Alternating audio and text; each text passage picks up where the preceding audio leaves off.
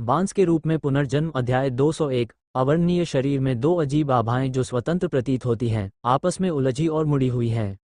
वे मूल रूप से चुप और मृत थे, लेकिन इस समय वे हिंसक जानवरों की तरह थे, उन्मत्त रूप से दुर्घटनाग्रस्त होकर लिन मिंग की मूल आभा पर हमला कर रहे थे। वे हर बांस के पत्ते, हर बांस की शाखा, हर बांस की जड़ और यहाँ तक कि हर कोशिका से उन्मत्त होकर भागे। बांस के शरीर के केंद्र में चिलिंग के हृदय से अजीब आभा के दो समूह धीरे धीरे एक काले आभा भंवर में बदल गए। लिन मिंग स्पष्ट रूप से महसूस कर सकता था कि वे उसके शरीर में राजसी आभा को काट रहे थे, खींच रहे थे और नष्ट कर रहे थे, लेकिन वे बेकार थे और इसे बिल्कुल भी हिला नहीं सकते थे। भले ही उन्होंने अपने शरीर के आभामंडल में अपने मूल आकार और आकृति को बनाए रखने की कोशिश की, लेकिन वे बमुश्किल ही उनका समर्थन कर पाए। लिन मिंग उनके अस्तित्व को महसूस करता है, लेकिन वह ये भी जानता है कि हालांकि वे बहुत शोर करते हैं, वे उसे बहुत अधिक प्रभावित नहीं कर सकते। ये दो काली आभाएं निस्संदेह वे अजीब चीजें हैं जो उसने चांदी के जहरीले ड्रैगन और बर्फ के भेड़िए की गोली को अवशोषित करने के बाद लाई थीं। अपने अधीनस्थों द्वारा अवशोषित निम्न स्तर के पांडा की तुलना में इन दो पांडा द्वारा लाए गए विशाल और अजीब आभा निस्संदेह अधिक खतरनाक और घातक हैं। लिन मिंग का मानना है कि अगर उसके अधीनस्थों में सबसे मजबूत फेंग शियाओ या पंगाओ उनमें से किसी को भी अवशोषित कर लेता है, तो वह एक पल में हिंसक हो जाएगा, और यह अनुमान लगाया जाता है कि वह थोड़े समय में एक राक्षस बन जाएगा, है ना? लेकिन उसके लिए, जो अब तीसरे क्रम के स्तर पर पहुंच गया है, ये दो अजीब काली आभाएं उसकी मदद नहीं कर सकती। वे इस समय अपने शरीर में मौजूद अत्यंत शक्तिशाली आभा से दबे जा रहे हैं। प्रतिरोध की शुरुआत से ही वे बाहर निकलने का रास्ता तलाशते हुए अंधाधुंध भागते नजर आ रहे हैं। कारण ये है कि ये दोनों आभाएं पहले ऐसी नहीं थीं, लेकिन अब वे इनके प्रति जागरूक हैं और धीरे धीरे दब भी रही हैं। इसका एक ही कारण है, यह आध्यात्मिक तरल द्वारा परिवर्तित दानव क्योंग का शक्तिशाली प्रभाव है। अधीनस्थों की प्रतिक्रियाओं से एक सरल निष्कर्ष निकाला जा सकता है। लिंग ये कुछ जानवरों जैसे तंतुओं को तुरंत मिटा सकता है, हालांकि केवल कुछ समय के लिए। यह आत्मा की गोली द्वारा लाए गए महान प्रतिक्रिया को विलंबित करने के लिए पर्याप्त है। यह उल्लेख करने की आवश्यकता नहीं है कि आध्यात्मिक तरल पीने के बाद अधीनस्थों को हिंसक अराजकता और अराजकता की स्थिति से राहत मिली और वे धीरे धीरे शांत हो गए। लेकिन आध्यात्मिक तरल का स्तर अभी भी बहुत कम है, और यह उस काली आभा को दबा नहीं सकता जो दिन प्रतिदिन मजबूत होती जा रही है। जब पहले आध्यात्मिक द्रव का कोई उन्नयन नहीं हुआ था, तो अधीनस्थों को दूसरे स्तर पर उन्नत किए जाने के बाद कोई अजीब संकेत नहीं थे, क्योंकि वे आध्यात्मिक द्रव पी रहे थे। मनुष्यों द्वारा अकथनीय उकसावे का अनुभव करने के बाद जब लिन मिंग ने उन्हें मनुष्यों के सुपर बड़े शहरों पर हमला करने के लिए भेजा, तो इन टियर 2 अधीनस्थों ने मूल रूप से खेला, और वर्मिलियन बर्ड वैली में पहुंचने के बाद वो उसके साथ था। अभिसरण पंगा जो उनके साथ रहा, उसने भी उनके साथ क्यूफेंग पर्वत आध्यात्मिक क्षेत्र से लंबी दूरी तय की। 1000 किलोमीटर से अधिक चलने के बाद वे अंततः वर्मिलियन बर्ड वैली पहुंचे, और उन्होंने कभी आध्यात्मिक तरल नहीं पिया। पिछले कुछ दिनों की खाली खिड़की अवधि में आध्यात्मिक तरल के दमन के बिना इन अधीनस्थों में आत्मा की गोली द्वारा लाई गई काली आभा ने लगातार अपनी आध्यात्मिक आभा को नष्ट कर दिया, और अंत में अधीनस्थों को पहले बेहोश कर दिया। भले ही इसे जबरन आत्मा तरल में डाला गया था, यह अवरुद्ध था, और जब वह जाग गया तो वह तुरंत हिंसक स्थिति में प्रवेश कर गया। यदि अधीनस्थ कर्मचारी इस अवधि से आध्यात्मिक द्रव पीते आ रहे हैं और उन्होंने इसे बंद नहीं किया है, तो क्या उनके लक्षण प्रकट होने में कुछ समय के लिए विलंब हो जाएगा? लिन मिंग इस बारे में नहीं बता सका, कौन जानता है? शायद अंत में पोदन की काली ऊर्जा बढ़ने के बाद ये सीधे अधीनस्थों की आभा को निगल जाएगा। उस समय भले ही ये दानव क्यों शक्तिशाली हो, वह इसे बचाने में सक्षम नहीं होगा। हालांकि अधीनस्थों पर काली आभा पूरी तरह से गायब हो गई है, लेकिन लिन मिंग को यकीन नहीं है कि वे अब अधीनस्थों के शरीर में नहीं रहेंगे। लेकिन याओ की उनकी शक्ति संदेह से परे है। इससे पहले कि वो आध्यात्मिक तरल की क्षमता को दानव क्यों बनने के लिए उन्नत करता, लिन मिंग भी अपने शरीर में इन दो असामान्य आध्यात्मिक क्यूई के अस्तित्व को महसूस नहीं कर सका। जब याओ की उनकी क्षमता प्रकट हुई, तो ये दोनों आभाएं, क्योंकि वे उनके शक्तिशाली प्रभावों का सामना नहीं कर सकी, पूरी तरह से प्रकट हो गईं। याओ की ये बात पोदान के एक प्राकृतिक दुश्मन से निपटने की तरह लगती है। इस समय उसके भीतर प्रवाहित हो रही इन अद्भुत बातों ने उसे उस खतरे के प्रति सचेत कर दिया जिसे वह पहले से नहीं देख पाया था। इस समय लिन मिंग के शरीर में पोपिल द्वारा लाई गई दो आभाएं अभी भी आसानी से समाप्त नहीं हुई थीं, और वे अभी भी उसके शरीर में इधर उधर दौड़ रही थीं। लिन मिंग जानता था कि अगर वह अपने शरीर में उन्हें खत्म करने के लिए याओ कियोंग का उपयोग करना चाहता था, तो उसे लंबे समय तक इंतजार करना होगा। तो बस उन्हें शरीर से बाहर निकाल दो, एक बहते हुए दानव क्यों की तरह। ये सोचकर लिन मिंग ने भी तैयारी कर ली। उसने 2 बांस की शाखाओं को अलग कर दिया जो दानवक्यूओं को बहा सकती थीं और दानवक्यूओं के प्रवाह को नियंत्रित किया, जिससे यह एक खोखले निकास के समान अस्तित्व बन गया। और जानबूझकर शरीर में मौजूद आभा का उपयोग करके दोनों आभाओं को संपीड़ित करें और उस दिशा में जाएं। शीघ्र ही 2 उन्मत्त दौड़ती हुई आभाओं ने इन 2 निकासों को खोज लिया और दोनों 2 दिशाओं में बाहर निकल गईं। लिन मिंग को ताजगी भरी अनुभूति महसूस हुई जब उसके शरीर में मौजूद 2 मिश्रित बुरी हवाएं बाहर निकल गईं। उसने देखा कि जब 2 गंदी हवाएं बांस की शाखाओं में प्रवाहित हुईं तो 2 मोटी बांस की जड़ें अस्पष्ट रूप से काली हो गईं और उनके ऊपर हजारों की संख्या में छोटे छोटे फड़फड़ाते हुए तंतु थे। वे सफ़ेद पारदर्शी स्पर्शक भी छटपटा रहे हैं, यहाँ तक कि ये जाल धीरे धीरे बड़े और अधिक पतले रुझानों में विकसित हो गए हैं। लिन मिंग ने कभी नहीं सोचा था कि उसके शरीर पर ऐसी चीज़ उगेगी। क्या आंखें विकसित करना संभव है? थोड़ी ठंड आई और लिन मिंग ने दोनों आभाओं के पूरी तरह से बांस की शाखाओं में प्रवेश करने का इंतजार करने के बाद तुरंत उन्हें उस हिस्से से काट दिया जो मुख्य तने के करीब था। नया जीवन बनाने की शक्तिशाली क्षमता ने इन 2 विशाल घावों को जल्दी से ठीक कर दिया और 2 बेहद घृणित बांस की शाखाएं जो गिर गईं उन्हें भी लिन मिंग ने एक पल में बाहर फेंक दिया। और ये 2 जंग लगी और नियंत्रित बांस की शाखाएं www.mtlnovel.com अचानक हवा में फट गईं। हल्के भूरे रंग की मुलायम सी 2 बड़ी बड़ी चीजें जमीन पर जोर जोर से गिरीं। उन पर रेंगने वाले लाखों तंतु धीरे धीरे बड़े होते गए और धीरे धीरे उनमें और भी तंतु उगाए। स्पर्शकों के बीच और अधिक रेंगने वाले स्पर्शक पैदा हो गए और साथ ही वे बहुत तेज गति से मुड़ने लगे। उनकी आकृतियां भी अवर्णनीय जैसी बड़ी बड़ी डगों की दिशा में बढ़ गई हैं। लिन मिंग ने कहा कि घृणित शब्द अब उनका वर्णन नहीं कर सकता। यह क्या बकवास है। फिर भी लिन मिंग ने अभी भी उनके शरीर से 2 अत्यंत शक्तिशाली द्वितीय क्रम आभाओं को महसूस किया। लेकिन जब इसके जाल लगातार पैदा हो रहे हैं, ये धीरे धीरे फीका पड़ जाता है। ओह अपमान! लिन मिंग समझ गया, वे एक अलग जानवर में तब्दील हो रहे हैं। लेकिन उन्होंने अभी तक हमला नहीं किया। क्या वे किसी चीज का इंतजार कर रहे हैं? लेकिन लिन मिंग उस तरह का धैर्यवान नहीं है। उन्होंने बांस की शाखाओं से 2 अवर्णनीय आकृतियों पर सीधे 2 अंधेरे तात्विक हमले किए, जिससे शुद्ध काले रंग का एक अत्यंत विशाल पर्दा बन गया और उन्हें सीधे पूरी तरह से निगल लिया। रुको, अभी तुम्हारा मतलब था कि अजीब जानवर। क्या उस तरह की चीज इस तरह बनाई जाती है? आगे की कार धीरे धीरे हिलने लगी और चेंग यू के माथे पर ठंडा पसीना बहता रहा। हालांकि बाहर का मौसम लगभग 30 डिग्री तक पहुंच गया था, लेकिन उसे ऐसा लग रहा था जैसे उस पर सिर से पैर तक पानी बरस रहा हो। बर्फ का पानी औसत दर्जे का होता है। जेंग गोडोंग के शब्दों ने उसे एक पल के लिए भी जीवन पर संदेह करने पर मजबूर कर दिया। विदेशी जानवर बनाया गया था। यद्यपि उसे इस कथन पर बिल्कुल विश्वास नहीं हो रहा था, किंतु अभी जो बातें कही गईं, उनसे जो निष्कर्ष निकलता है, उसमें कोई संदेह नहीं कि यही एकमात्र संभावना है। जिन अजीब जीवों से उन्होंने पहले लड़ाई की थी, वे मूलतः उत्परिवर्ती जीवों का एक समूह मात्र थे। पोडान को अवशोषित करने के बाद उनकी ताकत थोड़े समय में बेहद बढ़ जाएगी, लेकिन बाद में वे हिंसक हो जाएंगे और अंत में वे घृणित तंबू वाले विदेशी जानवर बन जाएंगे। आप समझ सकते हैं कि यह बनाया गया था। आखिरकार ऐसी चीजों को प्राकृतिक रूप से बनाना मूल रूप से असंभव है। जेंग गोडोंग ने सिर हिलाया। ओह रुको, मैं थोड़ा उलझन में हूँ। भाई जेंग, जिस अजीब जानवर के बारे में तुम बात कर रहे हो, क्या वह अजीब जानवर है जिसके बारे में हम बात कर रहे हैं? आखिरकार क्या तुम बंद हो? तुम्हें कैसे पता कि तुमने क्या कहा? वह अजीब जानवर वही अजीब जानवर है जिसका सामना हमने किया था। चेंग यू थोड़ा उलझन में था। जिस अजीब जानवर का उन्होंने सामना किया था, उसके पास घिनौने तंबू और आंखों के साथ अजीब संख्या में घिनौनी चीजें थीं, जो एक सामान्य उत्परिवर्ती प्राणी की उपस्थिति से पूरी तरह से अलग थीं। यदि आपको उनके रूप का वर्णन करना हो तो आप उन्हें एक वाक्य में संक्षेप में बता सकते हैं।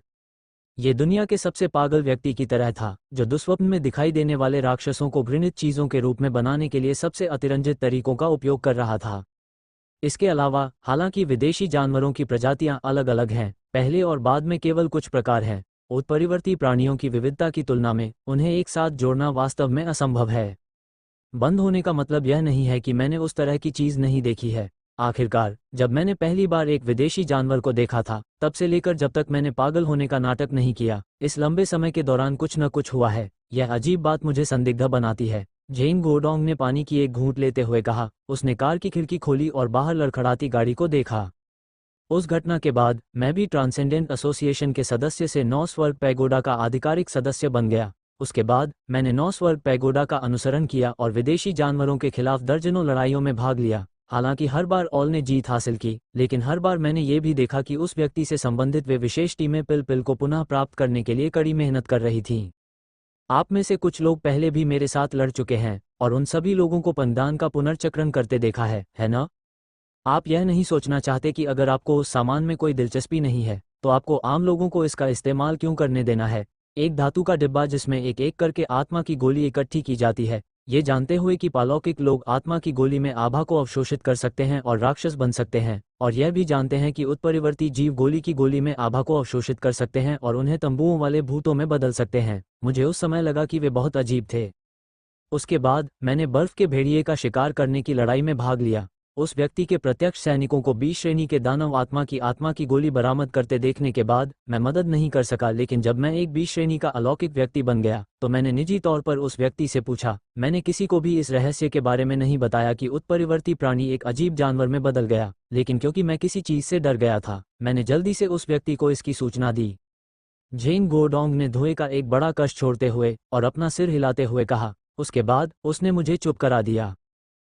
नहीं, मुझे याद है कि हम जानते हैं कि आपको बंद क्यों किया गया था, क्योंकि आपको 20 स्तर पर पदोन्नत किया गया है और आप दिखावटी तौर पर वांजोहाई स्पिरिट दायरे पर हमला करने के लिए 9 हेवन टॉवर का नेतृत्व करना चाहते हैं। चेंग यू पूछने से खुद को रोक नहीं सका। ताओ फेई जून ने भी सिर हिलाया। वास्तव में ये शुरुआत में ऐसा ही था। उन्हें जो जानकारी पता थी वह ये थी कि जेन गोडोंग बहुत घमंडी था और उसने उस व्यक्ति के आदेशों की अनदेखी की। 10,000 बांस सागर आत्मा क्षेत्र पर हमला करने पर जोर दिया।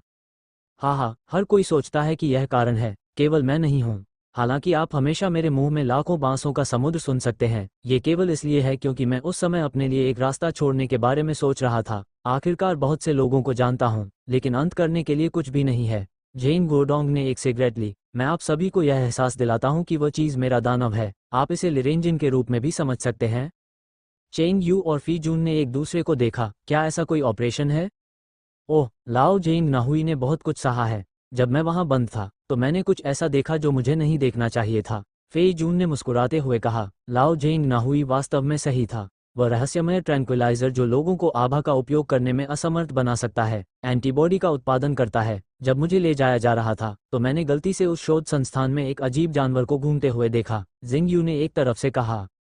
ये कहना बिल्कुल सही नहीं है कि यह भटक रहा है। वास्तव में ये सिर्फ उन शोधकर्ताओं को देखना है जो उत्परिवर्ती प्राणियों को पोडान खिला रहे हैं और फिर उन्हें विदेशी जानवरों में बदल रहे हैं और फिर उन्हें असाधारण लोगों पर हमला करने दे रहे हैं। जेन गोडोंग ने आह भरी। उसने कहा, कुत्तों या कुत्तों के बारे में बात करने के लिए जिंग यू को दोष मत दो। मैं चौंक गया जब मैंने उन असाधारण लोगों को देखा जो बुरी तरह घायल हो गए थे और हिलने में असमर्थ थे जब उन्हें विदेशी जानवरों को खिलाया गया। काश, हाँ, चौंक गया, निराशा की तरह। आखिर हम असाधारण क्या हैं? जिंग यू चुप था। उसने सिर्फ सिर हिलाया। चेंग यू और फेई जून ने एक दूसरे को देखा, लेकिन उन्होंने कभी नहीं सोचा था कि इस तरह की बात घटित होगी। हमें किस तरह का अस्तित्व असाधारण होना चाहिए? हालांकि यह कहना बहुत अभिमानी है कि हम सामान्य लोगों से श्रेष्ठ हैं, ये सच है। www.mtlnovel.com। हमारे पास शक्तिशाली शक्तियां हैं जो उनके पास नहीं हैं। 1 का 10 होना है, ये कहना कि 100 विनम्र हैं। जब हम 9 परत वाले शिवालय में शामिल हुए तो हम उस व्यक्ति के सामने अनगिनत बार अपनी ताकत से लोगों की शांति की रक्षा करने का आश्वासन दे रहे थे। हम मानव जाति के लिए और हर चीज के लिए हैं, और कड़ी मेहनत से लड़ते हुए आध्यात्मिक ऊर्जा पुनर्प्राप्ति के युग में प्राप्त शक्तिशाली शक्ति को पूरी तरह से जारी करते हुए उत्परिवर्ती प्राणियों को नष्ट करने के लिए, आध्यात्मिक क्षेत्र को नष्ट करने के लिए। क्या ये सिर्फ इस वाक्य के लिए नहीं है? हालांकि जब मैं उन लोगों को देखता हूं जो इस वजह से गंभीर रूप से घायल हो गए हैं। जेन गोडोंग कड़वी मुस्कान के साथ मुस्कुराया। वो समझ नहीं सका। आभा पुनर्प्राप्ति के युग में जो मानव उत्परिवर्ती प्राणियों से बहुत पीछे रह गए हैं, उन्होंने उत्परिवर्ती प्राणियों से निपटने के लिए एक साथ एकजुट नहीं हुए, बल्कि सामान्य लोगों और असाधारण लोगों के बीच विरोधाभास स्थापित करने के लिए ऐसे भयानक काम किए। साधारण लोगों और असाधारण लोगों के बीच विरोधाभास को और बड़ा बनाने के लिए। बाद में मैं 10,000 बांस सागर आत्मा क्षेत्र में गया और पागल होने का नाटक करके उस व्यक्ति की आंखों और कानों से छिपने का फैसला किया। मैं 9वें स्वर्ग शिवालय के मुख्यालय के भूमिगत में सफलतापूर्वक बंद हो गया था। फिर मैंने जिंग यू से भी पूछा, जो सब कुछ जानता था, साथ में जांच करने के लिए।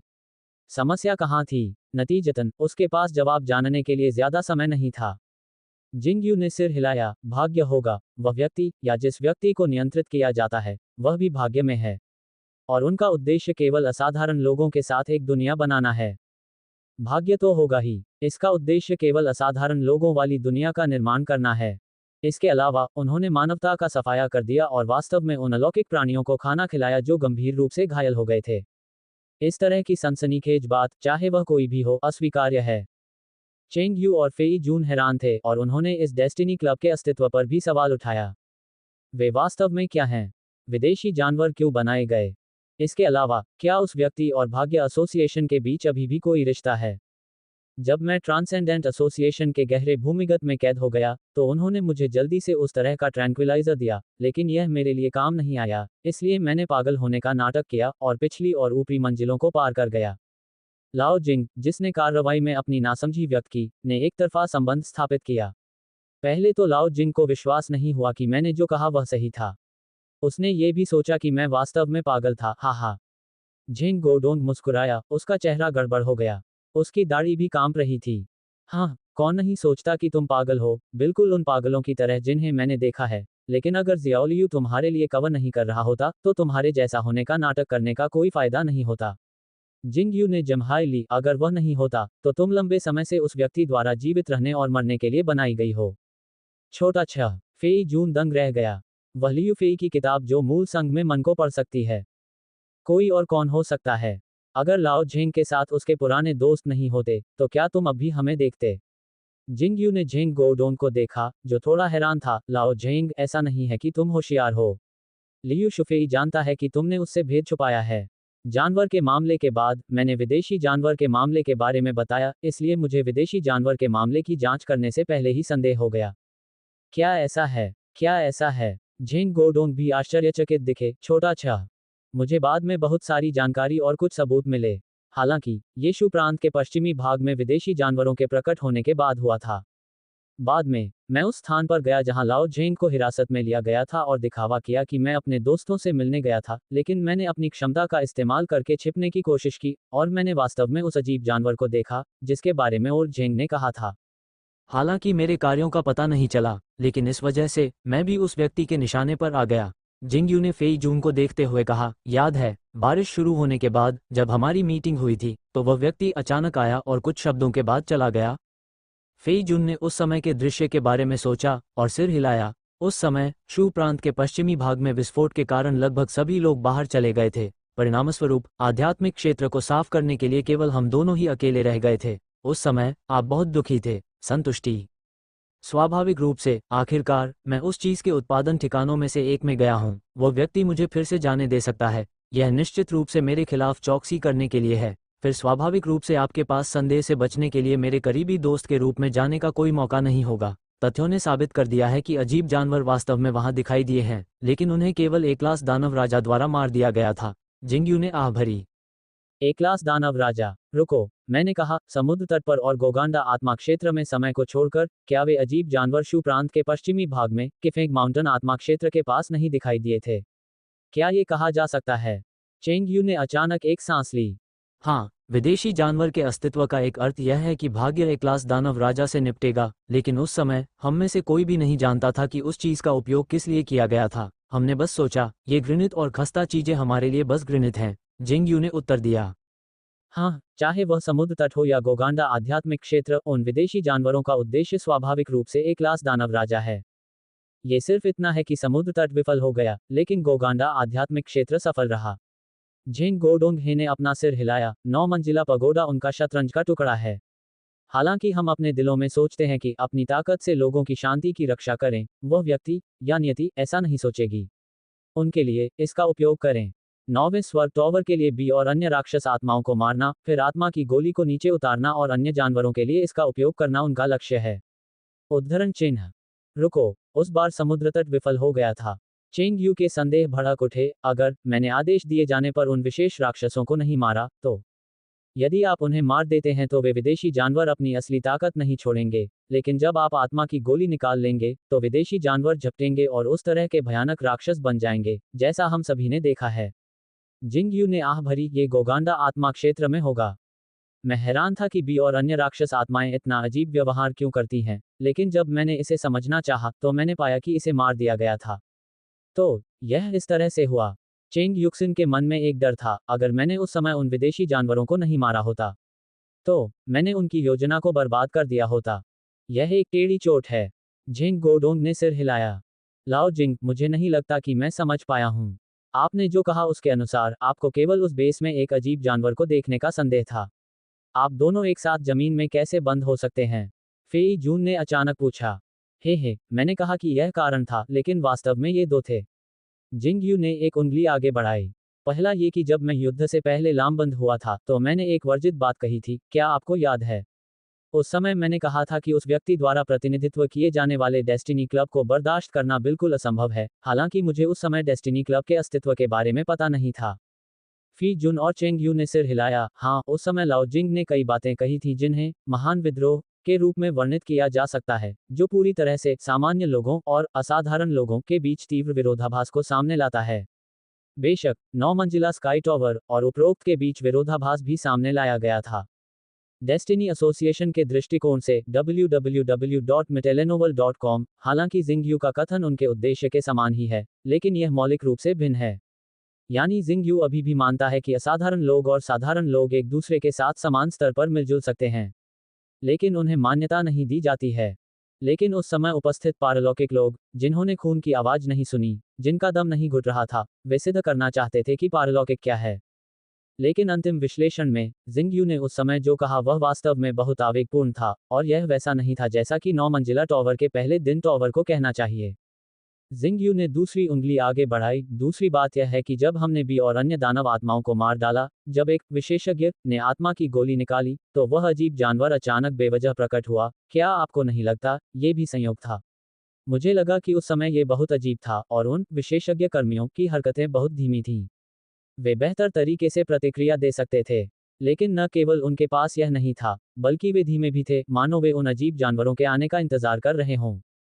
ओह भाई जिंग, तुम इतने रहस्यमय क्यों हो? क्यों? उन्होंने जानबूझकर विदेशी जानवरों का इंतजार किया। तुम भाग्य के बारे में क्या सोचते हो? चेंग यू को अचानक फिर से एहसास हुआ। हाँ, तथाकथित विशेषज्ञ उस व्यक्ति की प्रत्यक्ष टीम है, यानी डेस्टिनी के लोग। उनका उद्देश्य विदेशी जानवर को विकसित करने के लिए एक प्रयोग करना है और फिर एक लाश दानव राजा पर हमला करना है। फेई जून और चेंग यू की पुतलियां तुरंत से कुड़ गईं। ए जैसे राक्षस राजा पर हमला करो। विदेशी जानवर को विकसित होने दें। ए और अन्य दानव राजा पर हमला करना है। भले ही आप इतने सारे 9 स्वर्ग टावरों और साधारण सैनिकों के जीवन के साथ शर्त लगाने में संकोच न करें। बहुत पागलपन है ना? इसके अलावा ये योजना, यहाँ तक कि वे सफल हुए, लेकिन वे असफल भी हुए। जिंग यू ने आगे कहा, उन्होंने उन्नत राक्षसों की ताकत को अधिक आंका, लेकिन ए जैसे राक्षस राजाओं की ताकत को कम आंका। हालांकि उन्नत राक्षस हमें बीसी के लिए इंतजार कर सकते हैं, आदि बहुत पानी बना देंगे, लेकिन एक लाश दानव राजा के लिए यह एक फोर्ट भी नहीं है। एक लाश दानव राजा उन्नत आसान राक्षस को मार देगा और साथ ही भाग्य को चिंतित कर देगा। वे अंततः हैं।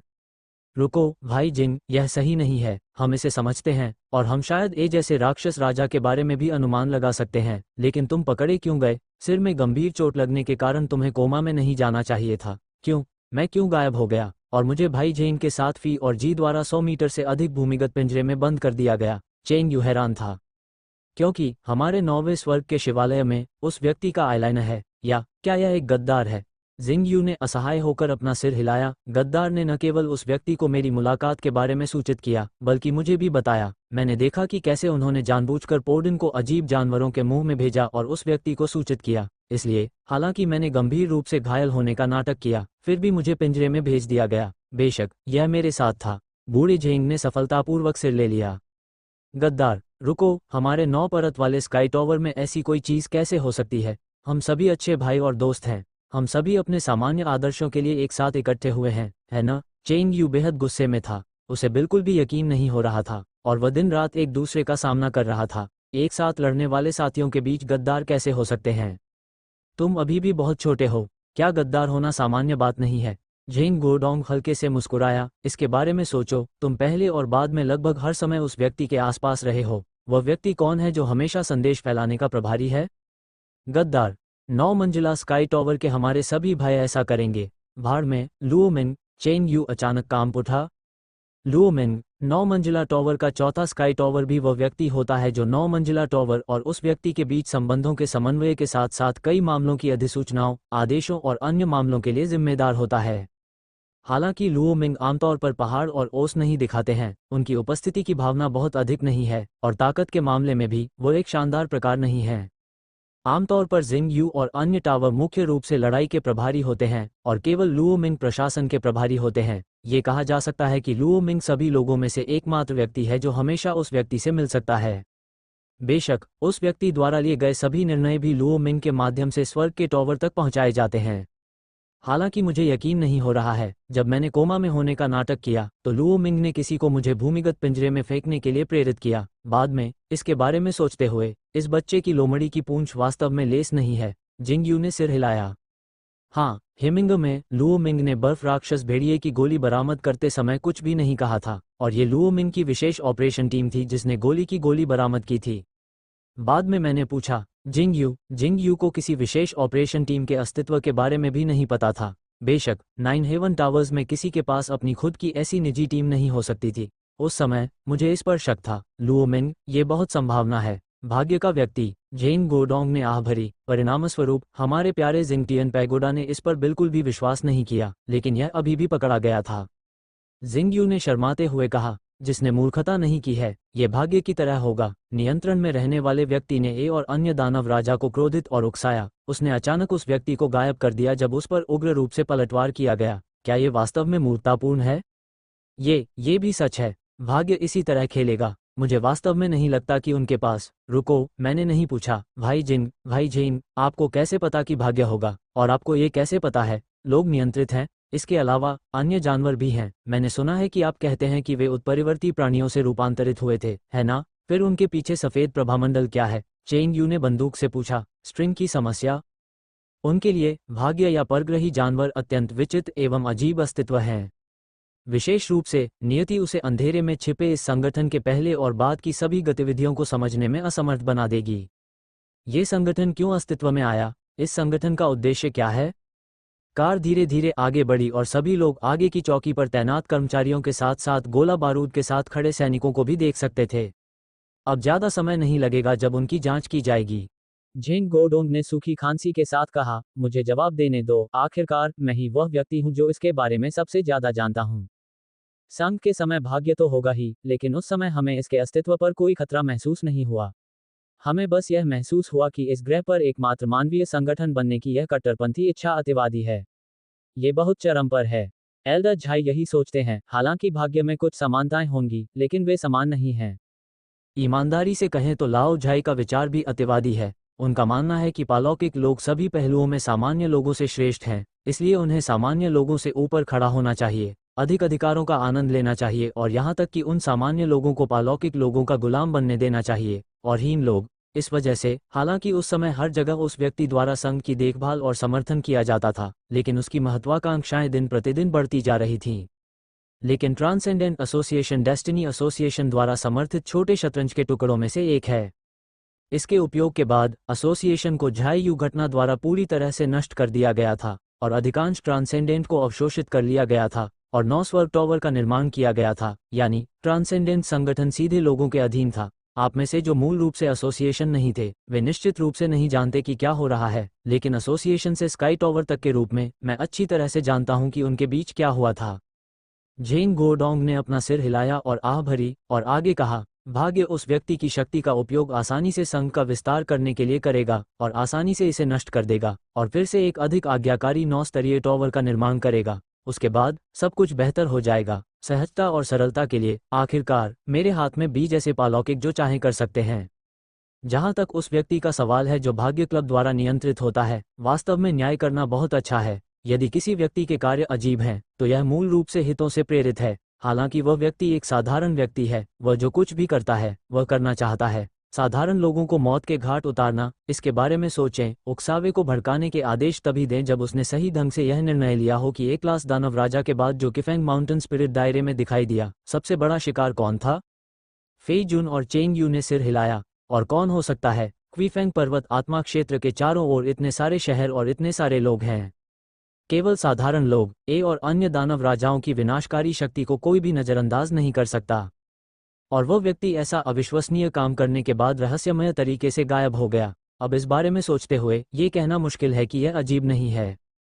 इसके अलावा वह लड़का जियाओ लियूजी मेरे संदेह के कारण साहसपूर्वक उस व्यक्ति से संपर्क करने के बाद एक अविश्वसनीय जानकारी लेकर आया, जिसने इस कथन की पुष्टि की। जिंग यू ने कहा, वह व्यक्ति मेरे दिमाग में कोई विचार या सोच नहीं है। www.mtlnovel.com एक अजीब शून्य है, खाली, खोखला। चेंग यू दंग रह गया। हाँ, अगर आप जोर देते हैं तो यह एक कठपुतली की तरह है, या एक अजीब जानवर भी है जो केवल आदेशों के अनुसार कार्य करना जानता है। जिंग यू ने आगे देखते हुए कहा, हालांकि वे सिर्फ अनुमान लगा रहे हैं, लेकिन इसमें कोई संदेह नहीं है कि व्यक्ति का व्यवहार पहले और बाद में सामान्य मनुष्य जैसा बिल्कुल नहीं है। इसके अलावा मैं सटीक रूप से जान सकता हूं कि क्वीफेंग पर्वत में ए जैसे राक्षस राजा होने की बहुत कम संभावना है। बिल्कुल असंभव। चूंकि लगभग सभी साक्ष्य अत्यंत काल्पनिक हैं, इसलिए यह निष्कर्ष निकालना ही संदिग्ध है। बाद में उसे पता चला कि ए और अन्य दानव राजा मौजूद थे, और सीधे हमला करने के बजाय वह था जिसने उकसावे का आदेश दिया था। यदि उसे नियंत्रित न किया जाए तो इसका कोई मतलब नहीं होगा। कारें एक एक करके जांच चौकी से गुजरीं और अगली जांच उनकी हुई, और इसी समय उसे आगे भीड़ में एक व्यक्ति की परछाई दिखाई दी।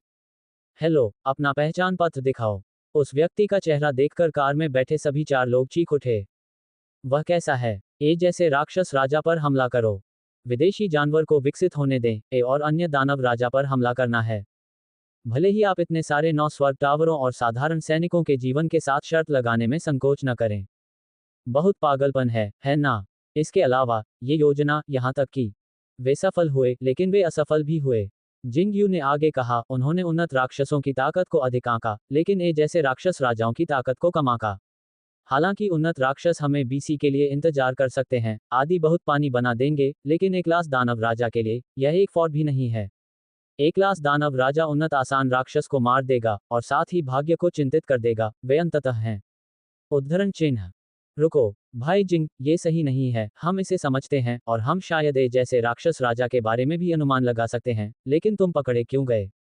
सिर में गंभीर चोट लगने के कारण तुम्हें कोमा में नहीं जाना चाहिए था।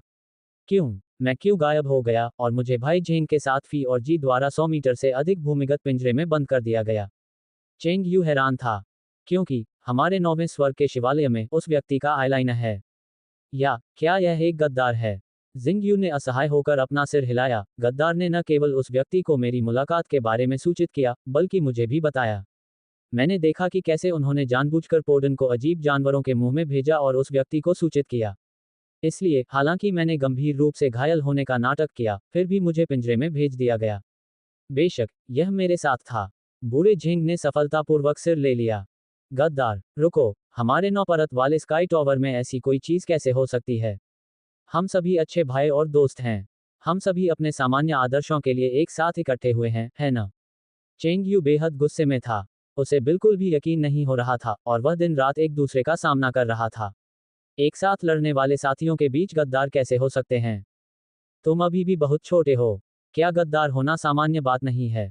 झिंग गोडोंग हल्के से मुस्कुराया। इसके बारे में सोचो, तुम पहले और बाद में लगभग हर समय उस व्यक्ति के आसपास रहे हो। वह व्यक्ति कौन है जो हमेशा संदेश फैलाने का प्रभारी है? गद्दार। 9 मंजिला स्काई टॉवर के हमारे सभी भाई ऐसा करेंगे। भाड़ में, लुओमिंग। चेंग यू अचानक कांप उठा। लुओमिंग, 9 मंजिला टॉवर का चौथा स्काई टॉवर भी वह व्यक्ति होता है जो 9 मंजिला टॉवर और उस व्यक्ति के बीच संबंधों के समन्वय के साथ साथ कई मामलों की अधिसूचनाओं, आदेशों और अन्य मामलों के लिए जिम्मेदार होता है। हालांकि लुओमिंग आमतौर पर पहाड़ों और ओस को नहीं दिखाते हैं, उनकी उपस्थिति की भावना बहुत अधिक नहीं है, और यहाँ तक कि ताकत के मामले में भी वह एक शानदार प्रकार नहीं है। आमतौर पर जिंग यू और अन्य टावर मुख्य रूप से लड़ाई के प्रभारी होते हैं, और केवल लुओमिंग प्रशासन के प्रभारी होते हैं। ये कहा जा सकता है कि लुओमिंग सभी लोगों में से एकमात्र व्यक्ति है जो हमेशा उस व्यक्ति से मिल सकता है। बेशक, उस व्यक्ति द्वारा लिए गए सभी निर्णय भी लुओमिंग के माध्यम से स्वर्ग के टॉवर तक पहुंचाए जाते हैं। हालांकि मुझे यकीन नहीं हो रहा है, जब मैंने कोमा में होने का नाटक किया तो लुओमिंग ने किसी को मुझे भूमिगत पिंजरे में फेंकने के लिए प्रेरित किया। बाद में, इसके बारे में सोचते हुए, इस बच्चे की लोमड़ी की पूंछ वास्तव में लेस नहीं है। जिंग यू ने सिर हिलाया। हाँ, हेमिंग में, लुओमिंग ने बर्फ राक्षस भेड़िए की गोली बरामद करते समय कुछ भी नहीं कहा था, और ये लुओमिंग की विशेष ऑपरेशन टीम थी जिसने गोली बरामद की थी। बाद में मैंने पूछा, जिंग यू को किसी विशेष ऑपरेशन टीम के अस्तित्व के बारे में भी नहीं पता था। बेशक, 9 हेवन टावर्स में किसी के पास अपनी खुद की ऐसी निजी टीम नहीं हो सकती थी। उस समय मुझे इस पर शक था। लुओमिंग, ये बहुत संभावना है भाग्य का व्यक्ति, जेन गोडोंग ने आह भरी। परिणामस्वरूप हमारे प्यारे जिंगटियन पैगोडा ने इस पर बिल्कुल भी विश्वास नहीं किया, लेकिन यह अभी भी पकड़ा गया था। जिंगयू ने शर्माते हुए कहा, जिसने मूर्खता नहीं की है, यह भाग्य की तरह होगा। नियंत्रण में रहने वाले व्यक्ति ने ए और अन्य दानव राजा को क्रोधित और उकसाया। उसने अचानक उस व्यक्ति को गायब कर दिया जब उस पर उग्र रूप से पलटवार किया गया। क्या ये वास्तव में मूर्खतापूर्ण है? ये भी सच है। भाग्य इसी तरह खेलेगा। मुझे वास्तव में नहीं लगता कि उनके पास। रुको, मैंने नहीं पूछा। भाई जेन, आपको कैसे पता कि भाग्य होगा? और आपको ये कैसे पता है लोग नियंत्रित हैं? इसके अलावा अन्य जानवर भी हैं। मैंने सुना है कि आप कहते हैं कि वे उत्परिवर्ती प्राणियों से रूपांतरित हुए थे, है ना? फिर उनके पीछे सफेद प्रभामंडल क्या है? चेंग यू ने बंदूक से पूछा। स्ट्रिंग की समस्या? उनके लिए भाग्य या परग्रही जानवर अत्यंत विचित्र एवं अजीब अस्तित्व हैं। विशेष रूप से नियति उसे अंधेरे में छिपे इस संगठन के पहले और बाद की सभी गतिविधियों को समझने में असमर्थ बना देगी। ये संगठन क्यों अस्तित्व में आया? इस संगठन का उद्देश्य क्या है? कार धीरे धीरे आगे बढ़ी और सभी लोग आगे की चौकी पर तैनात कर्मचारियों के साथ साथ गोला बारूद के साथ खड़े सैनिकों को भी देख सकते थे। अब ज्यादा समय नहीं लगेगा जब उनकी जांच की जाएगी। जेन गोडोंग ने सूखी खांसी के साथ कहा, मुझे जवाब देने दो। आखिरकार मैं ही वो व्यक्ति हूं जो इसके बारे में सबसे ज्यादा जानता हूं। संघ के समय भाग्य तो होगा ही, लेकिन उस समय हमें इसके अस्तित्व पर कोई खतरा महसूस नहीं हुआ। हमें बस यह महसूस हुआ कि इस ग्रह पर एकमात्र मानवीय संगठन बनने की यह कट्टरपंथी इच्छा अतिवादी है। ये बहुत चरम पर है। एल्डर झाई यही सोचते हैं। हालांकि भाग्य में कुछ समानताएं होंगी, लेकिन वे समान नहीं हैं। ईमानदारी से कहें तो लाओ झाई का विचार भी अतिवादी है। उनका मानना है कि पालौकिक लोग सभी पहलुओं में सामान्य लोगों से श्रेष्ठ हैं, इसलिए उन्हें सामान्य लोगों से ऊपर खड़ा होना चाहिए, अधिक अधिकारों का आनंद लेना चाहिए और यहाँ तक कि उन सामान्य लोगों को पालौकिक लोगों का गुलाम बनने देना चाहिए, और हीन लोग। इस वजह से हालांकि उस समय हर जगह उस व्यक्ति द्वारा संघ की देखभाल और समर्थन किया जाता था, लेकिन उसकी महत्वाकांक्षाएं दिन प्रतिदिन बढ़ती जा रही थीं। लेकिन ट्रांसेंडेंट एसोसिएशन डेस्टिनी एसोसिएशन द्वारा समर्थित छोटे शतरंज के टुकड़ों में से एक है। इसके उपयोग के बाद एसोसिएशन को झाई यू घटना द्वारा पूरी तरह से नष्ट कर दिया गया था और अधिकांश ट्रांसेंडेंट को अवशोषित कर लिया गया था और 9 स्वर्ग टॉवर का निर्माण किया गया था। यानी ट्रांसेंडेंट संगठन सीधे लोगों के अधीन था। आप में से जो मूल रूप से एसोसिएशन नहीं थे, वे निश्चित रूप से नहीं जानते कि क्या हो रहा है, लेकिन एसोसिएशन से स्काई टॉवर तक के रूप में मैं अच्छी तरह से जानता हूं कि उनके बीच क्या हुआ था। जेन गोडोंग ने अपना सिर हिलाया और आह भरी और आगे कहा, भाग्य उस व्यक्ति की शक्ति का उपयोग आसानी से संघ का विस्तार करने के लिए करेगा और आसानी से इसे नष्ट कर देगा और फिर से एक अधिक आज्ञाकारी 9 स्तरीय टॉवर का निर्माण करेगा। उसके बाद सब कुछ बेहतर हो जाएगा। सहजता और सरलता के लिए आखिरकार मेरे हाथ में बी जैसे पालौकिक जो चाहे कर सकते हैं। जहां तक उस व्यक्ति का सवाल है जो भाग्य क्लब द्वारा नियंत्रित होता है, वास्तव में न्याय करना बहुत अच्छा है। यदि किसी व्यक्ति के कार्य अजीब हैं, तो यह मूल रूप से हितों से प्रेरित है। हालांकि वह व्यक्ति एक साधारण व्यक्ति है, वह जो कुछ भी करता है वह करना चाहता है साधारण लोगों को मौत के घाट उतारना। इसके बारे में सोचें। उकसावे को भड़काने के आदेश तभी दें जब उसने सही ढंग से यह निर्णय लिया हो कि एक क्लास दानव राजा के बाद जो किफेंग माउंटेन स्पिरिट दायरे में दिखाई दिया, सबसे बड़ा शिकार कौन था? फेई जुन और चेंग यू ने सिर हिलाया। और कौन हो सकता है? क्वीफेंग पर्वत आत्मा क्षेत्र के चारों ओर इतने सारे शहर और इतने सारे लोग हैं। केवल साधारण लोग। ए और अन्य दानव राजाओं की विनाशकारी शक्ति को कोई भी नजरअंदाज नहीं कर सकता। और वह व्यक्ति ऐसा अविश्वसनीय काम करने के बाद रहस्यमय तरीके से गायब हो गया। अब इस बारे में सोचते हुए ये कहना मुश्किल है कि यह अजीब नहीं है।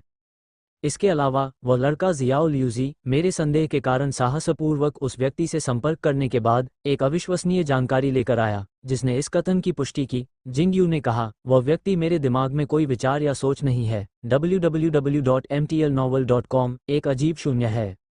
खाली, खोखला। चेंग यू दंग रह गया। हाँ, अगर आप जोर देते हैं तो यह एक कठपुतली की तरह है, या एक अजीब जानवर भी है जो केवल आदेशों के अनुसार कार्य करना जानता है। जिंगयू ने आगे देखते हुए कहा, हालांकि वे सिर्फ अनुमान लगा रहे हैं, लेकिन इसमें कोई संदेह नहीं है कि व्यक्ति का व्यवहार पहले और बाद में सामान्य मनुष्य जैसा बिल्कुल नहीं है। इसके अलावा मैं सटीक रूप से जान सकता हूं कि क्वीफेंग पर्वत में ए जैसे राक्षस राजा होने की बहुत कम संभावना है। बिल्कुल असंभव। चूंकि लगभग सभी साक्ष्य अत्यंत काल्पनिक हैं, इसलिए यह निष्कर्ष निकालना ही संदिग्ध है। बाद में उसे पता चला कि ए और अन्य दानव राजा मौजूद थे और सीधे हमला करने के बजाय वह था जिसने उकसावे का आदेश दिया था। यदि उसे नियंत्रित न किया जाए तो इसका कोई मतलब नहीं होगा। कारें एक एक करके जांच चौकी से गुजरीं और अगली जांच उनकी हुई। और इसी समय उसे आगे भीड़ में एक व्यक्ति की परछाई दिखाई दी। हेलो, अपना पहचान पत्र दिखाओ। उस व्यक्ति का चेहरा देखकर कार में बैठे सभी 4 लोग चीख उठे। वह कैसा है? लिनमिंग की आभा क्षेत्र को ढालने की क्षमता ने इन दोनों लोगों को शुरू से ही कवर किया। सौभाग्य से 2 अवर्णनीय चीजों के शरीर पर दूसरे क्रम की आभा लीक नहीं हुई, और स्वाभाविक रूप से इसने स्वर्ग को भी जाने दिया। आभा सांद्रता का पता लगाने वाला उपग्रह बेकार है। उन्होंने बांस की शाखाओं से 2 अवर्णनीय आकृतियों पर 2 काले तात्विक हमले किए, जिससे शुद्ध काले रंग का एक बहुत बड़ा पर्दा बन गया और उन्हें सीधे पूरी तरह से निगल लिया। हालांकि इस महत्वपूर्ण क्षण में लिनमिंग ने देखा कि वे आसानी से और निपुणता से अंधेरे तत्व के हमले से बच गए और दूसरी दिशा में दिखाई दिए। ओह, ये दिलचस्प है। लिनमिंग को उम्मीद नहीं थी कि बेहद घिनौने रूप और अनगिनत ऐंठते हुए तंबुओं वाली इन 2 विशाल और अवर्णनीय चीजों की गति वास्तव में काफी तेज थी। पिछले 2 अंधेरे तात्विक हमलों को देखते हुए उन्होंने 2 राक्षसों की मूल दिशा में विशाल पेड़ों और खरपतवारों को आसानी से निगल लिया है और कोई मैल नहीं बचा है। इसका अध्ययन क्यों न किया जाए? जो अधीनस्थ बेहोश हो गए थे और अभी तक नहीं जागे थे, उन्हें ऊपरी सुरक्षा क्षेत्र में ले जाने के बाद इन 2 अजीब चीजों के साथ लड़ाई में कोई बाधा नहीं थी। हालांकि लिनमिंग को लगा कि इन्हें हल करना मुश्किल नहीं होना चाहिए। चाहे वो कितना भी तेज हो, वो अपने बहुत निकट हमले के दायरे में बेकार रहेगा। लेकिन उन्होंने ये भी महसूस किया कि ये देखना भी जरूरी है कि इन दोनों राक्षसों में और क्या खास बात थी जिससे वे इतने प्रसिद्ध थे। चेतना की एक हलचल के साथ हजारों रक्त लाल बांस के पत्ते तीव्र गति से उस ओर दौड़ पड़े जहां वे खड़े थे।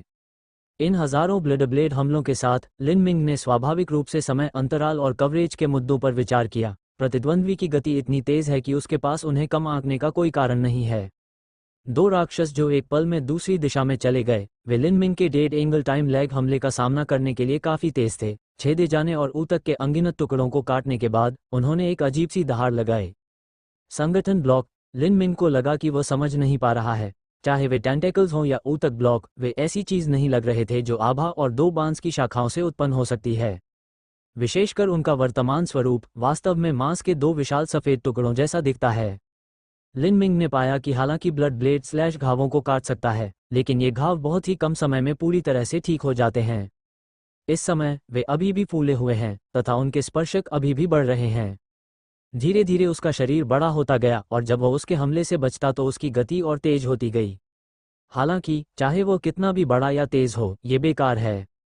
लिनमिंग अब उनके साथ समय नहीं बिताना चाहता था। हालांकि वह ये देखना जारी रखना चाहता था कि वे आगे क्या बनेंगे, लेकिन ऐसा लग रहा था कि वे बार बार वही कर रहे थे। वे सभी एक ही क्रिया को दोहरा रहे थे। इसके अलावा इसमें ज्यादा बदलाव नहीं दिखता है तथा ध्यान देने योग्य कोई बिंदु भी नहीं है। उसके शरीर पर द्वितीय श्रेणी की आभा, असंख्य स्पर्शक और तीव्र गति के अलावा देखने लायक कुछ भी नहीं है। इसलिए चेतना की एक हलचल के साथ एक बांस की शाखा अचानक फैली और एक लंबे कोड़े की तरह झूल गई, जिसने सीधे 2 राक्षसों को एक साथ बांध दिया। नया जीवन सृजित करने की क्षमता सक्रिय हो गई और यह बांस की शाखा तुरंत एक विशाल पिंजरे में बदल गई, जिसने उन्हें पूरी तरह से घेर लिया। हालांकि इस समय कुछ अजीब हुआ। लिनमिंग ने अचानक पाया कि बांस की शाखाओं से धीरे धीरे एक अजीब शक्ति निकल रही थी, लेकिन यह अत्यंत तेज गति से काली हो गई और जल्द ही इन बांस की शाखाओं पर और अधिक तंतु उगाए। हालांकि लिनमिंग उन्हें फिर से खुद को प्रदूषित करने की अनुमति नहीं देगा। चेतना के एक आंदोलन के साथ बांस की शाखाओं ने एक बड़ा अंधेरा विशेषता हमला किया, सीधे बांस की शाखाओं की गेंद को कवर किया जो पूरी तरह से काले रंग में बदल गई थी, और उसी समय उसकी अपनी बांस की शाखाओं ने इसे एक बार में काट दिया। अंधेरा लगभग 2 सेकंड तक रहा और फिर अचानक गायब हो गया और जगह पर केवल अधूरी बांस की शाखाएं और रक्त लाल टूटी पत्तियां रह गईं। लिनमिंग ने अपने शरीर पर शाखाओं को देखा, आसपास के माहौल को महसूस किया और पाया कि उनमें कोई और जाल नहीं बचा था, नहीं अजीब काली आभा थी। उसने आखिरकार राहत की सांस ली। आपने पौधे प्रकार के राक्षस को मार डाला और 2000 विकास अंक प्राप्त किए। तुमने मार डाला। इस समय सिस्टम की त्वरित ध्वनि ने लिनमिंग को यह भी समझा दिया कि उसने वास्तव में 2 घृणित टेंटेकल्स को मार दिया था। लेकिन यह वनस्पति प्रकार का राक्षस है, नया जीवन पैदा करने, टूटी हुई बांस की शाखाओं की मरम्मत करने और उन्हें बढ़ाने तथा हजारों नए बांस के पत्ते पुनः निकालने की क्षमता। अपने नीचे की जमीन को थोड़ा सा साफ करने के बाद लिनमिंग ने उन लंबे अधीनस्थों को भी नीचे गिरा दिया जिन्हें उसने पहले उठाया था।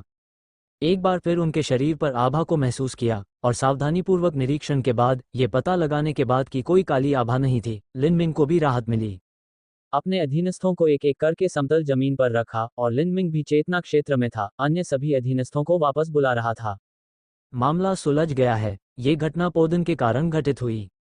गोली गोली इस तरह का मन का जो उत्परिवर्ती प्राणी से निकाला गया था और जो भारी मात्रा में आध्यात्मिक ऊर्जा से भरा था, अब ऐसा लगता है कि इसे बेहद खतरनाक चीज के रूप में आंका जा सकता है। यद्यपि यह कहा जाता है कि यह खुद को और अपने अधीनस्थों को काफी आभा दे सकता है, ये बहुत ही कम समय में उच्च मूल्यों तक पहुंचने के लिए खुद और अपने अधीनस्थों की ताकत को बढ़ावा दे सकता है। ये लिंग शी की तुलना में लगभग एक सुपर उन्नत संस्करण है जो समान प्रभाव प्राप्त कर सकता है। आखिरकार बी स्तर और ए स्तर के स्पिरिट स्टोन को ढूंढना कठिन है, लेकिन सोल पिल को ढूंढना बहुत आसान है। इस तरह की चीज भी आसानी से बनाई जा सकती है। ये सुजाकू घाटी की तरह है, क्या इसमें पहले से ही उत्परिवर्ती जीव नहीं है जो ताकत के पहले स्तर तक पहुंच चुके हैं? और उसके आने के बाद ये वर्मिलियन बर्ड वैली मूल 10,000 बांस सागर आत्मा क्षेत्र की तरह होगी और एक मजबूत आध्यात्मिक ऊर्जा धीरे धीरे इकट्ठा होगी। के बाद स्वर्ग और पृथ्वी के बीच आभा को अवशोषित करने वाले उत्परिवर्ती जीव धीरे धीरे अपने स्तर और दायरे को बढ़ाएंगे। मेरा मानना है कि इसमें ज्यादा समय नहीं लगेगा और टीआई के करीब और अधिक उत्परिवर्ती जीव भी उभर कर सामने आएंगे। उनसे प्राप्त होने वाली गोलियों की संख्या भी दिन प्रतिदिन बढ़ती जाएगी। लेकिन अब ऐसा प्रतीत होता है कि पोडान के दुष्प्रभाव बहुत बड़े हैं। अधीनस्थों के लिए मात्र सी आदि की राक्षसी आत्मा की गोली उन्हें बेहोश कर सकती है और फिर हिंसक क्रोध में डाल सकती है। उसके शरीर पर जगह जगह तंबू उगाते हैं। अगर इसे रोका नहीं गया तो मेरा मानना है कि यह जल्द ही बिना सोचे समझे अजीब जानवर बन जाएगा। सौभाग्य से उसके शरीर पर आध्यात्मिक तरल की शक्ति ने पहले ही पिल में अजीब बुरी आत्मा को दबा दिया था, ताकि उसके अधीनस्थ एक बार में पागल न हो जाएं और फिर जल्दी से एक अजीब जानवर बन जाएं। लेकिन अगर आप थोड़ी देर के लिए हिचकिचाते हैं और आत्मा तरल को दानव की ओंग में विकसित नहीं करते हैं, तो मुझे डर है कि न केवल अधीनस्थ, बल्कि वह भी किसी बिंदु पर एक उत्परिवर्तित बांध से तथाकथित पौधे प्रकार में निश्चित रूप से बदल जाएगा। अजीब जानवर शरीर में छिपी हुई पिल में मौजूद अजीब काली ऊर्जा जो अभी तक प्रस्फुटित नहीं हुई है, उसे वास्तव में कम करके नहीं आंका जाना चाहिए। और पोदन द्वारा लाए गए दुष्प्रभावों के कारण हो सकता है कि और भी अधिक छिपे हुए अस्तित्व हों जिनके बारे में वह नहीं जानता। ये तो वैसा ही है जैसे एक एलियन जानवर बनने के बाद फिर किसी मनुष्य की कठपुतली बन जाना। इस समय लिन मिंग के दिल में अचानक एक ठंडक सी उठी। और भी कई, क्या ये हो सकता है कि जिंग्युआन शहर में पोदान को संभवतः जानबूझकर वहां रखा गया था, शक्तिशाली उत्परिवर्ती प्राणियों को आकर्षित करने के लिए? जैसे वह ऐसा है। इस समय हालांकि सभी समस्याएं हल हो गई हैं और अधीनस्थों को जागने के लिए केवल थोड़ी देर इंतजार करने की आवश्यकता है, लिन मिंग इस समय ठंड महसूस करने में मदद नहीं कर सकता है। प्रलोभन यदि पोदान ही चारा है, तो जिस व्यक्ति ने इन पोदान को जिंगचेंग शहर में रखा और उस व्यक्ति के पीछे भाग्य का मिलन, क्या उसने पहले से ही इस कदम का अनुमान लगा लिया है? और यदि पोडान एक उत्परिवर्ती प्राणी को एक अलग जानवर में बदल सकता है, तो उन उत्परिवर्ती प्राणियों से पहले क्या ये कहा जा सकता है कि यह निर्मित था? और इन अजीब जानवरों को किसने बनाया? क्या किस्मत ने? और विदेशी जानवर को उसका अस्तित्व कैसे पता चला और उसने उस पर बार बार हमला कैसे किया? लिन मिंग ने बहुत देर तक सोचा, लेकिन समझ नहीं सका। इस समय उन्हें गहराई से महसूस हुआ कि उनके पास जो जानकारी थी वह अभी भी बहुत कम थी। भाग्य के अस्तित्व के बारे में उसने पहले केवल बूढ़े झाई की आत्मा बातचीत से जानकारी प्राप्त की थी, और बुद्धि केवल ये जानती थी कि व्यक्ति और भाग्य अभिन्न रूप से जुड़े हुए थे। और यह भाग्य अभी भी अंधेरे में छिपा हुआ है, जिसमें बहुत सारे रहस्य छिपे हैं। क्या ये सब काम वे खुद करते हैं या कोई और करता है? लिन मिंग को लगा कि झेंग गोडोन के समूह में से अभी भी कई सवालों के जवाब तलाशे जाने चाहिए। आखिरकार ये 4 लोग 9 परत स्काई टॉवर के विभिन्न आकाश टॉवर हुआ करते थे और उनमें से 2 को भी कुछ जानने के कारण स्पष्ट रूप से जमीन में बंद कर दिया गया था। चाहे वह झेंग गोडोंग हो, जो बिल्कुल भी पागल नहीं है, या जिंग यू, जो एक गंभीर चोट के कारण कोमा से उबर चुका है, उसके पास बहुत कम रहस्य नहीं है। लिन मिंग ने सभी चीजों के आभामंडल का पुनर्निर्माण करने की क्षमता का उपयोग अपने मन में उनकी अभिव्यक्तियों को पूरी तरह से महसूस करने के लिए किया और फिर अपना पूरा ध्यान उन पर केंद्रित किया। हालांकि लिन मिंग को महत्वपूर्ण जानकारी की एक श्रृंखला को समझने में ज्यादा समय नहीं लगा। डेस्टिनी क्लब, पोदान, प्रयोग, विदेशी जानवर निर्माण, नियंत्रण में व्यक्ति, 9 मंजिला पगोडा का गद्दार, नियति समाज का अर्थ, विभिन्न जानवरों का विकास। लिन मिंग जितना अधिक समझता उतना ही अधिक आश्चर्यचकित होता। इंसानियत, आभा पुनर्प्राप्ति के युग की सामान्य पृष्ठभूमि के तहत जब मनुष्य मूल रूप से नुकसान में है, तो ऐसी लहरें बनाने की हिम्मत कैसे हुई? लिन मिंग अब सचमुच समझ से परे है। नियति चाहेगी, उद्देश्य केवल असाधारण लोगों वाली दुनिया बनाना है। वे पोदन के अस्तित्व को जानते थे और उस व्यक्ति को नियंत्रित करने के लिए एक अज्ञात विधि का उपयोग करते थे, अलौकिक संघ को बढ़ावा देते थे और 9 स्वर्ग पैगोडा की स्थापना करते थे। उन्होंने पोर्डान का उपयोग मनुष्यों और उत्परिवर्ती प्राणियों पर प्रयोग करने के लिए किया, और अंतिम उत्पाद जो उन्होंने बनाया वो एक विदेशी जानवर था। और विदेशी जानवरों को बनाने के उनके उद्देश्यों में से एक उसे ए श्रेणी के दानव राजा को मारना है, और दूसरा उद्देश्य, मुझे डर है, इसका प्रयोग आम लोगों से निपटने के लिए किया जाता है। आखिर साधारण विदेशी जानवरों की युद्ध शक्ति के साथ पालौकिक को हिला पाना असंभव है, ये पूरी तरह से साबित हो चुका है। साधारण लोगों के साथ व्यवहार करते समय ये अजीब जानवर अपनी विनाशकारी शक्ति दिखाएंगे। 4 लोगों की बातचीत को सुनकर लिन मिंग गहरी सोच में पड़ गया। डेस्टिनी क्लब की सभी गतिविधियां उनके अंतिम लक्ष्य पर आधारित होती हैं। वे एक ऐसी दुनिया बनाना चाहते हैं जो अतीन्द्रिय से परिपूर्ण हो। अगर ऐसा है तो ये स्पष्ट है कि इतने बड़े घेरे में घूमने के अलावा और भी कई रास्ते हैं। और यह कहा गया कि वह अपने एकलास दानव राजा को नष्ट करने के लिए विदेशी जानवर का उपयोग करने जा रहा था, जो स्पष्ट रूप से अस्वीकार्य था। लिन मिंग को लगा कि उनके अस्तित्व की खोज कैसे की गई, ये तो दूर की बात है, वे ये भी पुष्टि कर सकते हैं कि वह इतनी आसानी से क्यूफेंग माउंटेन आध्यात्मिक क्षेत्र में था, और यह कि अजीब जानवर लगभग सभी चिलिंग हॉट के थे जो सीधे उसके पास गए थे। यह उसके शरीर पर ये पिल था जो वहां से आया था। और चाहे वह उसके अधीनस्थों का उत्परिवर्तन था या अर्ध विदेशी जानवर जो उसके शरीर में 2 काले आभा में बदल गए थे, उनका इरादा उसके शीतल हृदय की दिशा में झपटने का नहीं था। यदि विदेशी जानवरों में चिलिंग के हृदय के लिए स्वाभाविक इच्छा नहीं है, तो वे डेस्टिनी क्लब द्वारा नियंत्रित होते हैं, और उनका उद्देश्य चिलिंग के हृदय को अपने अंदर समाहित करना होता है। हालांकि यह कहा जाता है कि चाहे वह कोई विचित्र जानवर हो या इंसान, वह वर्तमान में उसका प्रतिद्वंद्वी नहीं है, और यहाँ तक कि यह भी कहा जाता है कि वह प्रतिद्वंद्वी नहीं है। लेकिन लिन मिंग का मानना था कि चूंकि वे विदेशी जानवरों को बनाने में सक्षम थे और गंभीर रूप से घायल पारलौकिक प्राणियों को विदेशी जानवरों के मुंह में डालकर उन्हें खिला सकते थे, इसलिए वे निश्चित रूप से अन्य चीजें भी करने में सक्षम होंगे। इसके अलावा तथ्यों ने यह भी साबित कर दिया है कि डेस्टिनी सोसाइटी विदेशी जानवरों को नियंत्रित कर सकती है।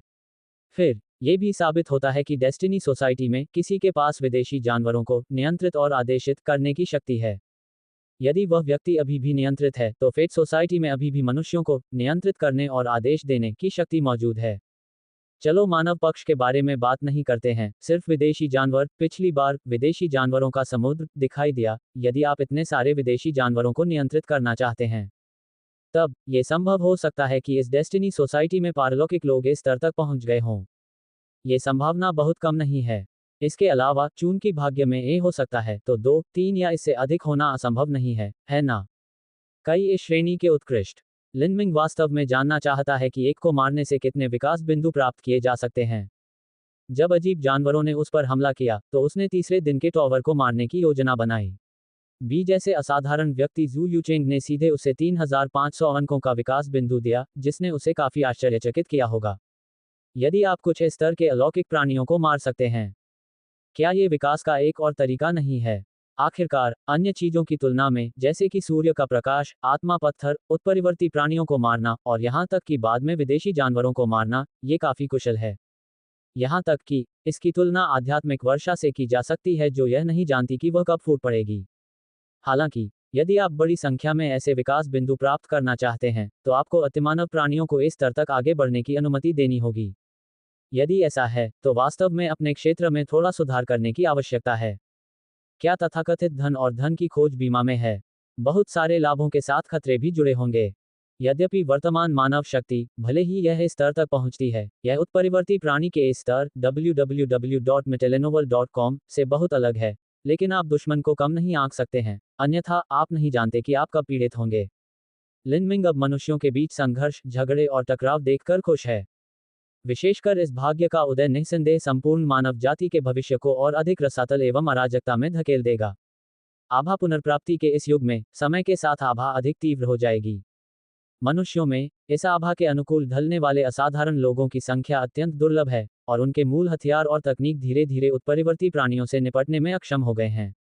ये कहा जा सकता है कि जो मनुष्य विकास और अस्तित्व की इस दौड़ में उत्परिवर्ती प्राणियों से बहुत पीछे रह गया है, वह अब अपने स्वयं के कारणों से और भी पीछे जा रहा है।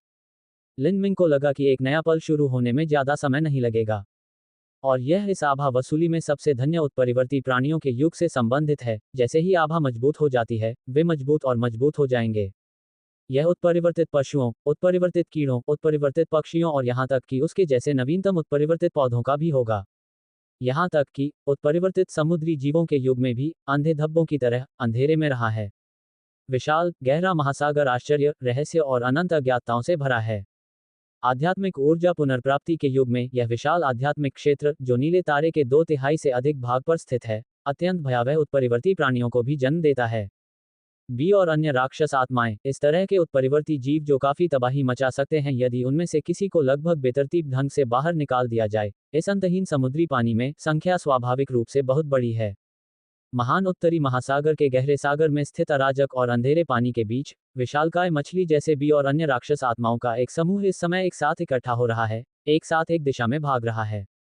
वे बहुत तेज हैं और उनके ब्लेड जैसे पंख समुद्र को पार कर गए, और यहाँ तक कि कुछ राक्षस आत्माएं जैसे सी जो उनके रास्ते में बाधा डाल रही थी, उन्हें टुकड़ों में काट दिया गया। किसी भी उत्परिवर्ती जीव की परवाह न करते हुए वे आगे की ओर तैरते रहे, धीरे धीरे समुद्र तल के पास पहुंच गए। कुछ दर्जन किलोमीटर दूर अंधेरे में दक्षिणी अमेरिका के धुंधले समुद्र तट पर अनगिनत विशाल इमारतों की रूपरेखा धीरे धीरे स्पष्ट हो गई है। आकाश काले बादलों से भरा है और तूफान आने वाला है। लहरें तेज हवा से उड़ रही थीं और धीरे धीरे भयंकर हो गईं, और उन बी और अन्य राक्षस आत्माओं इस समय इंतजार नहीं कर सकते थे। गहरे समुद्र में धीरे धीरे एक प्रचंड धारा उमड़ने लगी। एक अत्यंत चौंकाने वाली काली छाया लगभग तुरंत बी और अन्य राक्षसी आत्माओं की ओर आई, जिससे एक विशाल विद्युत प्रवाह प्रज्वलित हो गया। गर्जन। विशाल काली छाया पानी से बाहर निकलने के बाद उसने एक अत्यंत चौंकाने वाली दहाड़ लगाई, और उसके बाद बी और अन्य राक्षस आत्माएं भी उसी समय पानी से बाहर ऊंची छलांग लगाती हैं। उनके गिरने के साथ ही 10,000 मीटर लंबी और सैकड़ों मीटर ऊंची 1 दर्जन से अधिक जल दीवारें अचानक प्रकट हो गईं। गर्जन। विशाल काली छाया बाहर आ गई और रसातल जैसे विशाल मुंह की आज्ञा के तहत बी और अन्य राक्षस आत्माओं ने भी अपनी शक्ति फिर से जारी की। आसमान में उन्मादी बवंडर दिखाई दिए, उन्होंने बादलों और समुद्र तल को जोड़ दिया, और उन्मादी घूर्णन के तहत वे धीरे धीरे बड़े और अधिक भयंकर हो गए। और अधिक बी और अन्य राक्षस आत्माएं आईं, और उन्होंने भी काली छाया की दहाड़ के बाद ऊर्जा जारी की। इसी समय सैकड़ों मीटर ऊंची दर्जनों पानी की दीवारें भी बवंडर का पीछा करती हुई जमीन की ओर बढ़ीं। पहली पानी की दीवार के तट से टकराने के बाद पूर्व शानदार और समृद्ध शहर तुरंत जी देश में प्रवेश कर गया, और फिर अधिक पानी की दीवारें बह गईं, और बेहद हिंसक बवंडर लाखों की आबादी वाले इस विशाल शहर को नष्ट कर दिया। हालांकि अधिकाधिक हिंसक जल दीवारें और बवंडर भूमि में गहराई तक चले गए। बी और अन्य राक्षस आत्माएं सुनामी के साथ उस भूमि पर आ धमके जहां उन्होंने कभी पैर नहीं रखा था। और अधिक सी, डी आदि और यहाँ तक कि नीचे उत्परिवर्ती जीव भी अज्ञात क्षेत्र का पता लगाने के लिए उनके पीछे पीछे चलते हैं। फिर इस अचानक हमले से पूरी तरह घबराए अमेरिकी राष्ट्र ने बहुत ही कम समय में जवाब दिया। दूर से कई बड़े परमाणु बमों की गर्जना सुनाई दी। समुद्र में पानी की नई दीवारें लगातार उभर रही हैं, तथा पानी में और अधिक उत्परिवर्ती जीव अभी भी तटरेखा को प्रभावित कर रहे हैं। और विशाल काली छाया दूर आकाश में चमकती लाल रोशनी को देखकर धीरे धीरे गहरे समुद्र में वापस चली गई और गायब हो गई। लगभग एक ही समय पर विशाला पश्चिमी तट, डूबते सूरज के नीचे गंदे कचरे और घरेलू कचरे से भरे गंदे समुद्र तट पर शांत लहरें धीरे धीरे उग्र हो गईं। समुद्र तट पर सफेद लहरों को देखें जो समुद्र तट की ओर सिकुड़ रही हैं, और यहाँ तक कि सैकड़ों मीटर तक सिकुड़ रही हैं। अनगिनत शैतानियां प्रकट हुई, अत्यंत चमकदार। जो समुद्री हवा पहले चल रही थी वह अब दिखाई नहीं दे रही है, और आसपास का क्षेत्र मौत के सन्नाटे में डूबा हुआ है। यहाँ आसपास के अनगिनत लोग इस अजीबोगरीब दृश्य को देखकर हैरान हैं। वे इकट्ठा होते हैं, लेकिन उन्हें नहीं पता कि एक पल में तबाही मच जाएगी। 100 मीटर से अधिक ऊंची पानी की दीवार दूर से उठी और बहुत तेज गति से समुद्र तट की ओर फट पड़ी। कुछ ही मिनटों बाद पानी की दीवार के आने से तट पर मौजूद हर चीज जलमग्न हो गई। इसी समय कुछ बी श्रेणी के कछुओं और केकड़ा राक्षस आत्माओं के नेतृत्व में लाखों उत्परिवर्ती क्रिस्टेशियन भूमि की गहराई में पहुंचे। समुद्र पर तैरते लोग भी समुद्री म्यूटेंट के लिए सबसे अच्छा चारा बन गए हैं। इसके पीछे एक और विशाल काली छाया है, और शांत मनुष्यों के पलटवार के बपतिस्मा से पहले धीरे धीरे पानी में गोता लगाती है। हालांकि विशैले पूर्वी तट और संकीर्ण दक्षिणी तट पर अधिक पानी की दीवारें और बवंडर अनगिनत उत्परिवर्ती जीवों के साथ मिल जाते हैं जो उन पर उन्मत्त होकर आक्रमण करते हैं। लिन मिंग ने पहले ही हवा में असामान्यता को महसूस कर लिया है। सभी चीजों के आभामंडल के पुनर्निर्माण की उनकी क्षमता द्वारा निगरानी किए जाने वाले मानवीय पक्ष के महत्वपूर्ण विभागों में से अभी अभी एक अत्यंत महत्वपूर्ण समाचार आया है। अमेरिका डीप पॉइजन को लगभग उसी समय समुद्री उत्परिवर्ती जीवों के प्रभाव का सामना करना पड़ा। यद्यपि अमेरिकी राष्ट्र ने जवाबी हमले के लिए तुरंत परमाणु बम और विभिन्न अपरंपरागत हथियारों का इस्तेमाल किया, लेकिन इस आपदा में कई विशाल शहरों का विनाश और लगभग 10 मिलियन लोगों की मृत्यु एक पूर्व निष्कर्ष बन गई है। विषैला पक्ष और भी अधिक गंभीर प्रतीत होता है। ऐसा लगता है कि उन पर 3 तरह से अकल्पनीय स्तर तक हमला किया गया है। इसके अलावा वे, जिनकी आबादी तट के किनारे कई बहुत बड़े शहरों में अत्यधिक केंद्रित है, कुल लोगों की लगभग आधी संख्या खो चुके हैं। ये लगभग पिछली आपदा के समान ही है, जिसने नियोन मैदानी क्षेत्र में बाढ़ ला दी थी। लिन मिंग को अच्छी तरह से पता था कि इसके बाद शायद ये सिर्फ बी और अन्य राक्षसी आत्माओं का अस्तित्व नहीं था जिसने इन 2 लगातार आपदाओं का कारण बना। राक्षस राजा की प्रतीक्षा करें। अप्रत्याशित रूप से उसने अभी इस बात की संभावना के बारे में सोचा ही था, और वास्तविकता ने तुरंत उसे उत्तर दे दिया। बी और अन्य राक्षस आत्माएं, चाहे वे कितनी भी शक्तिशाली हों, वे निश्चित रूप से इतनी बड़ी लहर नहीं बना पाएंगे। आखिरकार इस स्तर के उत्परिवर्ती जीव मरकर, यानी शहर को नष्ट करके, ऐसा कर सकते हैं। यद्यपि उनके पास एक निश्चित स्तर की बुद्धिमत्ता है, लेकिन यह उन्हें लगभग एक ही समय में हजारों किलोमीटर की दूरी पर स्थित 2 स्थानों पर हमला करने में सक्षम नहीं बनाती है। इसलिए हालांकि लिन मिंग को मानव पक्ष से अधिक जानकारी नहीं मिली, इस समय उसके पास भी अपना जवाब था। इस दुनिया में वास्तव में जैसे दानव राजा हैं, सिवाय उसके। इसके अलावा निश्चित रूप से एक से अधिक भी हैं।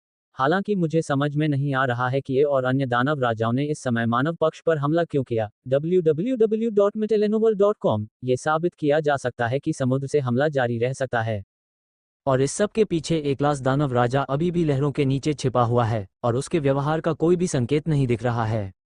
सचमुच चालाक है। इस समय लिन मिंग को ये पता चलने के बाद कि उसका भावी प्रतिद्वंद्वी उसके समान स्तर पर पहुंच गया है, उसने महसूस किया कि उसे वास्तव में अपने स्तर और उन क्षमताओं में सुधार करना होगा। लेकिन इस समय उन्हें कुछ समस्याओं का भी सामना करना पड़ा। पांडा, ये चीज़ आभा की एकाग्रता को बहुत बढ़ा सकती है और मजबूत शक्ति रखती है। लिन मिंग इसके द्वारा लाए जाने वाले मजबूत दुष्प्रभावों को भी सहन कर सकता है। काली अजीब आभा और अजीब प्रभाव जो उसे एक अजीब जानवर में बदल सकता है। आखिरकार वो इन आभाओं से छुटकारा पा सकता है और फिर पैदा होने वाले राक्षसों को मार सकता है। लेकिन पोपिल का एक और साइड इफेक्ट, लेकिन लिन मिंग को पता है कि बाद में वो इस बिखरी हुई चीज को ठंडे महल में पूरी तरह से तोड़ सकता है, क्योंकि अब विशेषता पैनल पर मूल तृतीय स्तरीय और छठा स्तरीय बिना उसके ध्यान दिए पुनः तृतीय स्तरीय में बदल गया है। यदि लिन मिंग को अपने किए पर पछतावा करने का कोई कारण है, अब लिन मिंग निश्चित रूप से इसका उत्तर दे सकता है। ये गोली गोली में आभा को अवशोषित करने का मामला है। अपने शरीर में 2 काली आभाओं को खत्म करने और उनके द्वारा परिवर्तित राक्षसों को पूरी तरह से नष्ट करने के बाद लिन मिंग ने यह भी पाया कि उसका क्षेत्र भी अतीत में तीसरे और छठे रैंक से सीधे तीसरे रैंक के स्तर पर पहुंच गया था। ये बिल्कुल ही पिछड़ापन है। हालांकि इसे समझना कठिन नहीं है। जो आभा अवशोषित हुई है वह पोदन द्वारा निर्मित काली आभा है। आभा की कुल मात्रा बढ़ाने, उसे निष्कासित करने के बाद प्राकृतिक आभा की कुल मात्रा अपने मूल स्वरूप में बहाल हो जाएगी। के अधीनस्थ स्वाभाविक रूप से एक जैसे हैं। उन्हें जमीन पर रखने के बाद लिन मिंग ने पाया कि लंबे समय के बाद जैसे ही दानव क्यूओंग ने उन्हें इंजेक्शन लगाया, उन्होंने अपने शरीर से कुछ काला पदार्थ भी निकाल दिया। उसकी तरफ से 2 क्रूर सामानों की तुलना में उन्होंने जो कुछ भी किया वह वास्तव में यी तुओ जियांग के समान ही था। लिन मिंग ने यह भी पाया कि इस समूह के सामानों का रैंक क्षेत्र वास्तव में इसके कारण लगभग 3 स्तरों से कम हो गया है, ठीक उसी तरह जैसा कि उन्होंने पिल को अवशोषित करने पर उठाया था। लेकिन जब आप इसके बारे में सोचते हैं तो यह वास्तव में कोई नुकसान नहीं है। आखिरकार पोडैन ने एक बार उन्हें तीसरे रैंक पर पदोन्नत किया था और अपने अधीनस्थों को भी दूसरे रैंक पर पदोन्नत किया था। अन्यथा उनका और उनके अधीनस्थों का स्तर इतनी जल्दी नहीं बढ़ पाता। भले ही स्तर अंततः गिरा दिया गया हो, यह स्तर दायरे में नहीं आता है। मुझे नहीं पता कि यह उन अधीनस्थों के स्तर से संबंधित है जिन्हें पिछली लड़ाइयों और क्रियाओं में दूसरे और तीसरे स्तर पर अपग्रेड किया गया है, लेकिन प्रभाव निश्चित है। लेकिन अब तो ये गोली भी बिल्कुल बेकार लगती है जब तक इसका उपयोग हड्डियों और आंखों के लिए नहीं किया जाता है जो कि क्षेत्र के स्तर के पास उठाए गए हैं। यह मसालेदार चिकन का एक गुच्छा है। अब शाखाओं पर 400 से अधिक पिल हैं जो सभी सी और उससे नीचे के ग्रेड के हैं। ये चीजें ज्यादा उपयोगी नहीं लगती, है ना? लिन मिंग ने उन्हें बांस की शाखाओं के साथ सहारा दिया और फिर बांस की शाखाओं पर एक अंधेरे तात्विक हमले का इस्तेमाल किया और आत्मा की गोली पूरी तरह से गायब हो गई। निश्चित रूप से अवसरवाद का कोई रास्ता नहीं है। यदि यह सचमुच इतना आसान है तो उन्नयन और विकास क्षेत्र सुधार एक आसान काम है। पैनपिल का ये कोई दुष्प्रभाव नहीं है, इसलिए आप वास्तव में इसका अच्छा उपयोग कर सकते हैं। उदाहरण के लिए अपने शरीर से इन पोल्ट्री गोलियों को सुजाकू घाटी में कैद में पले उत्परिवर्ती प्राणी को खिलाएं और फिर उसे मार दें, फिर पोल्ट्री गोली को बाहर निकालें और इसे उत्परिवर्ती प्राणी को खिला दें। आगे पीछे जाता है और यह अनुमान लगाया जाता है कि एक के करीब एक राक्षस आत्मा बनाने में लंबा समय नहीं लगेगा और यहाँ तक कि उनमें से सैकड़ों भी होंगे। यदि आप इस अभागे आदमी से छुटकारा पालें तो पोदान को बाहर निकाल दें और पोदान का प्रयोग अपने ऊपर करें। चौथा क्रम, पांचवां क्रम, छठा क्रम क्या है, अभी भी इसके बारे में बात कर रहे हैं। लेकिन वास्तव में पंचदान की घातक कमियों के सामने इस तरह की बात पूरी तरह से असंभव है। दवा की तरह है, ये 3 बिंदु जहर है और ये पिल मुझे लगता है ये 9 बिंदु वाला जहर है। थोड़े समय में जबरदस्त ताकत में सुधार हुआ, लेकिन इसकी कीमत एक अजीब जानवर बनना था जो अपमानजनक है। इसके अलावा अगर आप इन चीज़ों को उत्परिवर्ती प्राणियों को खिलाते हैं तो वे अपने स्वयं के दानव क्यूओं के प्रभाव के बिना एक पल में विदेशी जानवरों में बदल जाएंगे। ऐसी गणना बेकार है। लिन मिंग जानना चाहता था कि क्या समुद्र में मौजूद उत्परिवर्ती जीवों में इस गोली की गुणवत्ता का आकलन करने की बुद्धि है। लिन मिंग ने अपने अधीनस्थों को देखा जो अभी भी सो रहे थे और वह इसके बारे में निराशावादी था।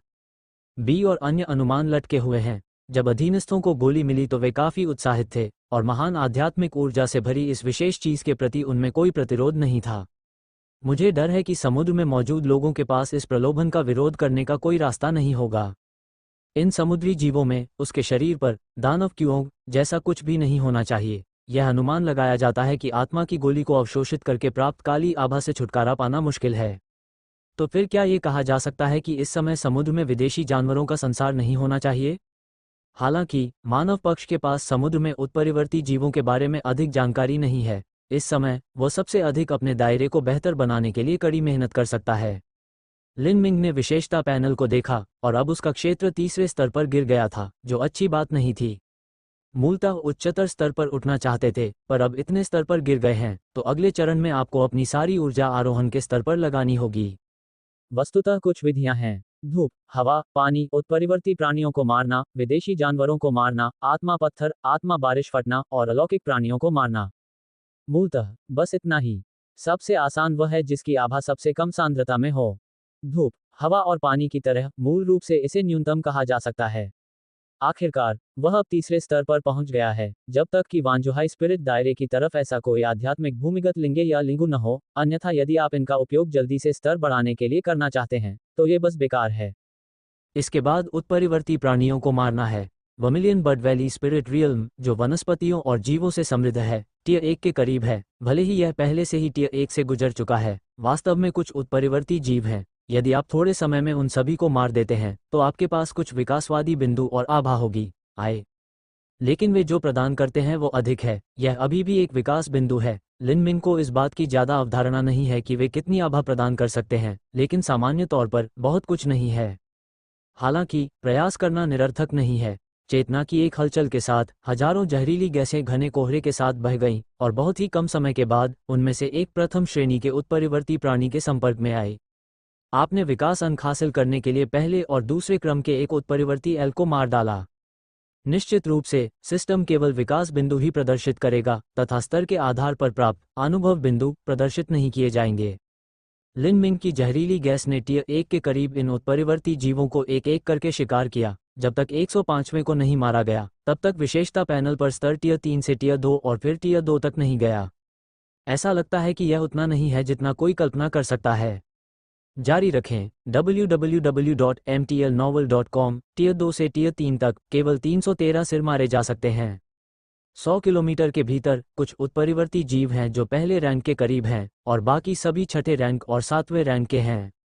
उनके आने से पहले इस स्थान पर आभा की सांद्रता अपेक्षाकृत कम थी, इसलिए इन उत्परिवर्ती प्राणियों का स्तर भी बहुत कम है और उनकी इतनी आय हो सकती है, जो बुरी नहीं है।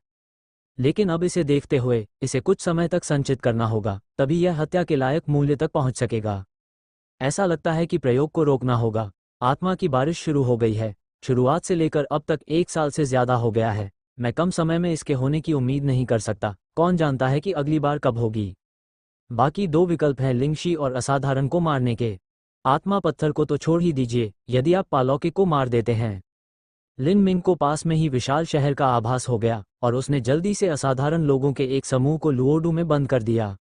लुओ शहर उससे 70 किलोमीटर से भी कम दूरी पर है, जो जूगेंग की अधिकतम हमले की सीमा के भीतर है। इसलिए मेरा दिल कार्रवाई से भी बदतर है। अशांत बांस की जड़ें, एक काले ड्रैगन की तरह, लगातार जमीन के नीचे की मिट्टी को निचोड़ रही हैं और आगे बढ़ने के लिए सभी बाधाओं को भेद रही हैं। चाहे वो कोई शिलाखंड हो, चट्टान की संरचना हो, या यहाँ तक कि अन्य पौधों की विकसित जड़ प्रणाली हो, यह अत्यंत तेज बांस की जड़ द्वारा आसानी से तोड़ा जा सकता है। बांस की जड़ें ठोस पर्वत श्रृंखला के चट्टानी द्रव्यमान को तोड़ती हुई, अंतराल में आगे बढ़ती हुई, सब कुछ निचोड़ती और कुचलती हुई, बहुत ही कम समय में एक पूरे पहाड़ की बाधा को तोड़ देती हैं। धीमी ढलान वाले क्षेत्र में प्रवेश करने के बाद वह जमीन की दीवारों के एक ब्लॉक के नीचे से गुजरा, जो उसके लिए खाली लग रहा था, और जल्द ही एक सीवा में घुस गया। लुओडू शहर का भूमिगत स्थान अभी भी निर्माण की शुरुआत में है। आध्यात्मिक वर्षा के विस्फोट का विरोध करने के लिए एक आवश्यक सुविधा के रूप में तथाकथित जिंगयुआन मोड को मनुष्यों को इकट्ठा करने वाले लगभग सभी विशाल शहरों के निर्माण में लागू किया जाएगा। आओ, लेकिन मूल रूप से आभा की वसूली के कारण कई संसाधन भी अधिक आबादी वाले और अधिक महत्वपूर्ण शहरों की ओर झुके हुए हैं, इसलिए लुओडू जैसे शहरों की निर्माण गति भी बहुत धीमी होगी। इससे लिन मिंग को कुछ और सुविधाजनक अवसर मिले, जिससे वह दिन के दौरान बिना किसी हिचकिचाहट के पाइपलाइन से यात्रा कर सके और भूमिगत स्थान से गुजर सके जो पूरी तरह से नहीं बना है, और आसानी से असाधारण इमारत को इकट्ठा कर सके। हालांकि जब इन अलौकिक चीजों की बात आती है तो लिन मिंग को थोड़ा अजीब लगता है। लिन मिंग को पहले से ही आभास हो गया था कि वे कुछ समय के लिए इस 3 मंजिला इमारत में इकट्ठे हुए थे। उन असाधारण लोगों से अलग जो गश्त करने के लिए बातें करते और गपशप करते थे, या आम लोगों को किलेबंदी या इमारतों की मरम्मत में मदद करते थे, इस इमारत को छोड़कर शहर में उनका कोई निशान नहीं है। लिन मिंग ने कुछ देर तक निरीक्षण जारी रखा और पाया कि इस बिना ब्रांड वाली इमारत में बहुत सारे उपकरण और प्रयोगशालाएं थीं। इस इमारत में अजीब कपड़े पहने कई साधारण लोग घूम रहे हैं या विभिन्न कार्य कर रहे हैं। दिव्यात्मा एक साथ सलीके से बैठे हैं। समय समय पर कोई खड़ा होता है और विभिन्न निरीक्षण करने के लिए विभिन्न उपकरणों वाले कमरे में प्रवेश करता है। इसके बाद जिन अलौकिक व्यक्तियों ने परीक्षा पूरी कर ली है, उन्हें दूसरे कमरे में ले जाया जाएगा। उनके हृदय में कुछ इंजेक्शन लगाया जाएगा और फिर उनके पूरे शरीर पर कुछ लगाया जाएगा और उन्हें आराम करने के लिए दूसरे कमरे में भेज दिया जाएगा। लिन मिंग ने महसूस किया कि जिन अलौकिक लोगों को कुछ इंजेक्शन दिया गया था, वे भयंकर संघर्ष कर रहे थे और फिर समय बीतने के साथ धीरे धीरे शांत हो गए। ये है कैसा प्रयोग? क्या अभी भी शारीरिक परीक्षण या कुछ और किया जा रहा है? कुछ देर तक टटोलता रहा। लिन मिंग के पास अभी भी कोई जवाब नहीं था। हालांकि यह उसे इन अलौकिक शक्तियों को सीधे मारने से नहीं रोकता है। चाहे कोई भी शारीरिक परीक्षण या प्रयोग हो, ये अलौकिक प्राणी विकास बिंदुओं का एक अनमोल स्रोत और रेकी अनुभव का स्रोत हैं। चेतना की एक हलचल के साथ बांस की जड़ें तुरंत मकड़ी के जाले जैसे तंतुओं में बदल गईं, जो पाइप में प्रवाहित होने लगीं। इसमें ज्यादा समय नहीं लगा। एक बहुत पतली बांस की जड़ भूमिगत पाइप से सीधे उस कमरे के एयर कंडीशनिंग आउटलेट तक फैली हुई थी, जहां अलौकिक विश्राम कर रहे थे। इसके बाद इसे संभालना आसान है। उन्होंने तब तक इंतजार किया जब तक कि लुओडू शहर के 21 अलौकिक लोग शौचालय में प्रवेश नहीं कर गए और सीधे जहरीली गैस छोड़ दी। इस जहरीली गैस ने वायु आउटलेट से होकर गुजरते हुए लगभग 100 वर्ग मीटर के इस लाउंज के हर कोने को तुरंत पूरी तरह से ढक लिया। इसका प्रभाव स्वाभाविक रूप से उत्कृष्ट है। डिंग, आपने मानव डी जैसे असाधारण व्यक्ति को मार डाला और 120 विकास अंक प्राप्त किए। डिंग, तुम। प्रतिक्रिया शीघ्र ही आ गई। इन अलौकिक शक्तियों को चुपचाप सांस लेने देने के बाद लिन मिंग ने जल्दी से मूल प्रणाली को पुनः प्राप्त किया और उसी समय विशेषता पैनल को देखा। इसमें कोई परिवर्तन नहीं है। 21D और अन्य अलौकिक लोगों ने अपना स्तर बढ़ाना जारी नहीं रखा। इस छिपे हुए अनुभव मूल्य का सामान्य मूल्य बढ़ा है या नहीं, ये जानने का लिन मिंग के पास कोई तरीका नहीं है, लेकिन कई विकास बिंदु हैं। और इतने सारे अलौकिक प्राणियों को मारने के बाद भी यह अभी भी बहुत सुगंधित है। हालांकि लिन मिंग अभी भी इस इमारत में बहुत रुचि रखते हैं। हालांकि यहाँ कोई अलौकिक नहीं है। यहाँ के उपकरण और वे जो चीजें इंजेक्ट करते हैं, वे सभी साबित करते हैं कि आम लोग कुछ अध्ययन कर रहे हैं। द स्टडी, रुकिए, क्या ये कहा जा सकता है कि यह अलौकिक व्यक्तियों के लिए एक शोध केंद्र भी है? लिन मिंग ने जिंगयुआन शहर की इमारत के बारे में सोचा। यह इमारत इस इमारत से काफी मिलती जुलती लग रही थी, सिवाय इसके कि यह उत्परिवर्ती प्राणियों का अध्ययन कर रही थी, और यहाँ कोई उत्परिवर्ती प्राणी नहीं था। तो क्या आप सचमुच अलौकिकता का अध्ययन कर रहे हैं? लिन मिंग ने फैसला किया कि आम लोगों के समूह के बाद, यानी शोधकर्ताओं ने पाया कि उनके सभी शोध विषयों ने काले खून की उल्टी की थी और मर गए थे। वह आश्चर्यचकित था कि वे क्या कह सकते थे।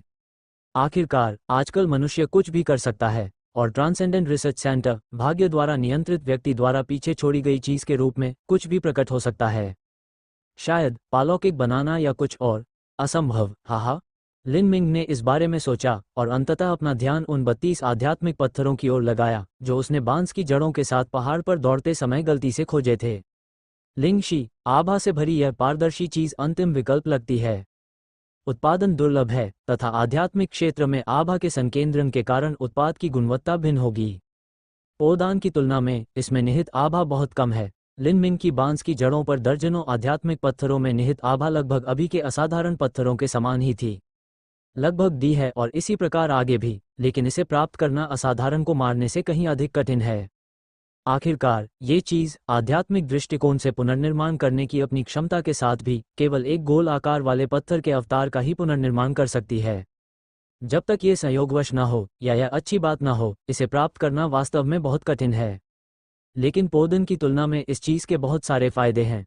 सबसे पहले, यह अधीनस्थों और उनके स्वयं के शरीर को उस काले अजीब आभा को नहीं होने देगा जिसका इंतजार करना मुश्किल है।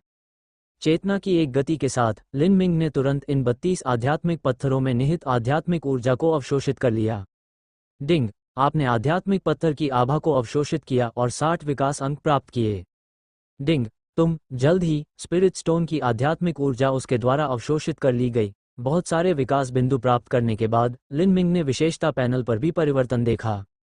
टियर 3 और टियर 4 कुछ ही समय में www.mtlnovel.com ने इस लेवल को वापस यहां ला दिया है। हालांकि यह पिछले तीसरे और छठे लेवल जैसा नहीं है, फिर भी यह स्वीकार्य है। लेकिन लिन मिंग रुकना नहीं चाहता था। यद्यपि लिंगशी को ढूंढना कठिन है, इसका मतलब यह नहीं है कि इसे खोजने का कोई तरीका नहीं है। वानजुहाई युग से पहले वे इनाम के शिकारी वानजुहाई आध्यात्मिक क्षेत्र में जमीन पर और नदियों में बहुत सारे आत्मिक पत्थर खोजते थे और उसने उनसे सीखा भी था। अपने अधीनस्थों का उपयोग करके वानजुहाई आध्यात्मिक क्षेत्र और क्यूफेंग पर्वत आध्यात्मिक क्षेत्र में आत्मिक पत्थरों की खोज की। हालांकि इस पद्धति की दक्षता बहुत कम है। दरअसल उसके पास 100 किलोमीटर के भीतर जमीन पर सभी आध्यात्मिक पत्थरों को जल्दी से खोजने का एक तरीका है। एक नया जीवन बनाएं। एक पल के लिए लिन मिंग को केंद्र में रखते हुए 100 किलोमीटर के दायरे में सभी आध्यात्मिक क्षेत्रों में उसकी बांस की जड़ों ने असीमित विस्तार के तहत एक पारभासी जड़ प्रणाली के साथ जमीन को कवर किया जो बेहद चौड़ी थी। विशाल जाल। इस विशाल जाल ने तुरंत वर्मिलियन बर्ड वैली स्पिरिट क्षेत्र को ढक लिया, साथ ही पास के क्षेत्र में मिट्टी पर उजागर सभी आध्यात्मिक पत्थरों को भी ढक लिया। ओह, संख्या तो अपेक्षा से कहीं अधिक लग रही है। यदि मनुष्य अपना सारा ध्यान क्वीफेंग पर्वत आत्मा क्षेत्र और समुद्र में उन बी और अन्य राक्षस आत्माओं से हटा सकें, उन्हें टोही विमान का उपयोग करके यह नोटिस करने में सक्षम होना चाहिए कि पूरे तांग राजवंश के केंद्र में स्थित दाकिन पर्वत आध्यात्मिक क्षेत्र का किनारा जुकेगु आध्यात्मिक क्षेत्र नामक एक स्थान है। इस समय वर्मिलियन बर्ड वैली का आध्यात्मिक क्षेत्र, जिसमें आसपास के विशाल जंगल, समुद्र, पर्वत शिखर, घाटियां शामिल हैं, एक पारभासी फिल्म से ढक दिया गया है। ये फिल्म सूर्य के नीचे एक अजीब रोशनी को प्रतिबिंबित करती है तथा अस्तित्व की एक मजबूत भावना को उजागर करती है। हालांकि कुछ सेकंड के बाद फिल्म गायब हो गई। Vermilion bird valley spirit realm की बड़ी झील के किनारे पर एक रक्तलाल विशाल बांस सफेद रोशनी का विस्फोट कर रहा है। अप्रत्याशित रूप से वहां बहुत सारे हैं। लिन मिंग को थोड़ा आश्चर्य हुआ जब उसने देखा कि वह थोड़े समय में तीसरे स्तर और छठे स्तर के विशेषता पैनल तक पहुंच गया था। वर्मिलियन बर्ड वैली स्पिरिट क्षेत्र, जैसा कि अपेक्षित था, पिछला वानजुहाई आत्मा क्षेत्र और यहां तक कि क्वीफेंग पर्वत आत्मा क्षेत्र भी इसके समान स्तर पर नहीं है। सैकड़ों बड़े और छोटे आध्यात्मिक पत्थर उसे काफी संख्या में विकास बिंदु प्रदान करते हैं, साथ ही उसे अधिक आभा भी प्रदान करते हैं। लिन मिंग को लगा कि ये चीजें विकास से अधिक आभा देती हैं। इस वजह से लिन मिंग थोड़े समय में तीसरे रैंक और छठे रैंक पर लौटने में सक्षम था। हालांकि इसके साथ ही इसका ये भी अर्थ है कि आध्यात्मिक क्षेत्र में 100 किलोमीटर की परिधि में अब कोई आध्यात्मिक पत्थर नहीं है। शेष आत्मा पत्थर की नसें भूमिगत थीं। लिन मिंग ने महसूस किया कि अगर वह फिर से इसका सामना करना चाहता था तो उसे भाग्य पर निर्भर रहना होगा। आखिरकार पत्थर का एक पूरा टुकड़ा, चाहे वह अपने मन में कितना भी महसूस करे, इसका कोई फायदा नहीं है। सभी चीजों की आभा का पुनर्निर्माण उन्नयन जारी रखने से पहले कोई संभावना नहीं है कि कोई और अधिक शक्तिशाली पहलू प्रदर्शित किया जा सके। हालांकि लिन मिंग ने पहले भी इस क्षमता की कोशिश की थी और इसे अपग्रेड नहीं किया जा सका था। ऐसा लगता है कि इसका दायरे से कुछ लेना देना है। तीसरा स्तर इसे तीसरे स्तर तक बढ़ाने में सक्षम लगता है। यदि आप एक कदम आगे जाना चाहते हैं तो ऐसा लगता है कि आपको दायरे को चौथे स्तर तक बढ़ाना होगा। लेकिन इस बारे में ज्यादा चिंता न करें। जब आप अपने दायरे को टियर 4 तक बढ़ाते हैं तो रूट सिस्टम आगे तक फैल सकता है और फिर सभी चीज़ों की आभा को फिर से बनाने की क्षमता ज़्यादा संगत होगी। आखिरकार भले ही अनुभूति की दूरी अधिक हो, लेकिन यदि आप उसे छू नहीं सकते तो वह बेकार है। ठीक वैसे ही जैसे जब वह पहले क्वीफेंग पर्वत के आध्यात्मिक क्षेत्र में था, जब वह धारणा की सीमा के भीतर 1000 किलोमीटर के भीतर विशाल शहरों पर हमला करना चाहता था, तो उसे अपने अधीनस्थों को उसके आसपास रोंगचेंग शहर को छोड़कर अन्य स्थानों पर हमला करने का आदेश देना पड़ा था। क्या अब भी ऐसा ही नहीं है? अगर वह खुद ऐसा करना चाहता है तो यहाँ लुओडू में केवल असाधारण लोग ही हमला कर सकते हैं। अगर ये दूसरी जगहों से है तो वह केवल इसे समझ सकता है। अगर वह और कुछ करना चाहता है तो उसे अपने अधीनस्थों को जाने का आदेश देना होगा। लेकिन यदि आप अपने स्तर को सुधारना जारी रखना चाहते हैं तो आपको ये काम स्वयं ही करना होगा। लिन मिंग ने विशेषता पैनल पर विकास बिंदुओं को देखा और अब उसने काफ़ी बचत की है। हालांकि उसने बहुत पैसा खर्च किया है, लेकिन अब 130,000 से अधिक हैं, जो काफ़ी है। आपको पता होना चाहिए कि यह संख्या लंबे समय से कुछ हजार से लेकर दसियों हजार के बीच ही बनी हुई है। अधीनस्थ अभी भी सो रहे हैं और वे लगभग शारीरिक रूप से ठीक हो गए हैं। जब वे फिर से जागते हैं तो उन्हें अपने शरीर को देखना पड़ता है और देखना पड़ता है कि किसने अपनी आंखें पहले खोली थीं। इस समय यह ऐसा अवसर नहीं है कि आप अपने अधीनस्थों को आदेश देते रहें। दूसरे दर्जे के अधीनस्थों के जागने तक प्रतीक्षा करें और फिर योजना बनाएं। लिन मिंग को लुओडू की तरफ संदिग्ध एक्स्ट्राऑर्डिनरी रिसर्च एसोसिएशन के स्थान का पता चलता रहा। उसे हमेशा लगता था कि वहां सब कुछ सामान्य नहीं है। चाहे वो जिंगचेंग शहर हो या पहले रोंगचेंग शहर, पालौकिक चिकित्सा जांच और इंजेक्शन के लिए कतार में लगने के लिए किसी भी प्रयोगशाला में नहीं गए, और इंजेक्शन के बाद विभिन्न अजीब और भयंकर प्रतिक्रियाएं हुईं। इसके अलावा पूरी प्रक्रिया थोड़ी अजीब थी। ये असाधारण लोग थे, इनमें से किसी ने भी इस अवधि के दौरान कभी बात नहीं की थी। चाहे आप इसे कैसे भी समझाएं, उसके लिए इसे समझना बहुत मुश्किल है। ट्रांसेंडेंट बहुत अनुशासित सैनिक नहीं होते हैं और कुछ तो आम लोगों की तरह मांग भी नहीं करते हैं, जो इस दौरान कोई बातचीत नहीं करते, या क्या ये बस अकल्पनीय है। इससे लिन मिंग की इस जगह में और भी दिलचस्पी बढ़ गई है। क्या ऐसा हो सकता है कि कोई ऐसी चीज़ हो जो इन लोगों को पूरी तरह से रोकती और नियंत्रित करती हो? लेकिन नियंत्रण की बात करें तो लिन मिंग ने उस व्यक्ति के बारे में सोचा और नियति के बारे में भी सोचा। बिल्कुल नहीं। ध्यान से सोचो और डरो। लिन मिंग के दिमाग में एक और परिकल्पना स्पष्ट होती गई। इस समय सामान्य लोगों के प्रयोगकर्ताओं ने लाउंज में असामान्यता की खोज की थी। लिन मिंग ने ध्यान से उनकी बातचीत को पहचाना और सुना। जल्द ही उसने कुछ संज्ञाएं सुनी जो उसके पिछले अनुमानों से बिल्कुल मेल खाती थीं। प्रयोगात्मक शरीर, एंटीबॉडी, स्टेबलाइजर, असाधारण शक्ति असामान्यता, असाधारण शक्ति क्षीणन, आभा उत्पादन तरल, क्षमता असामान्यता तरल।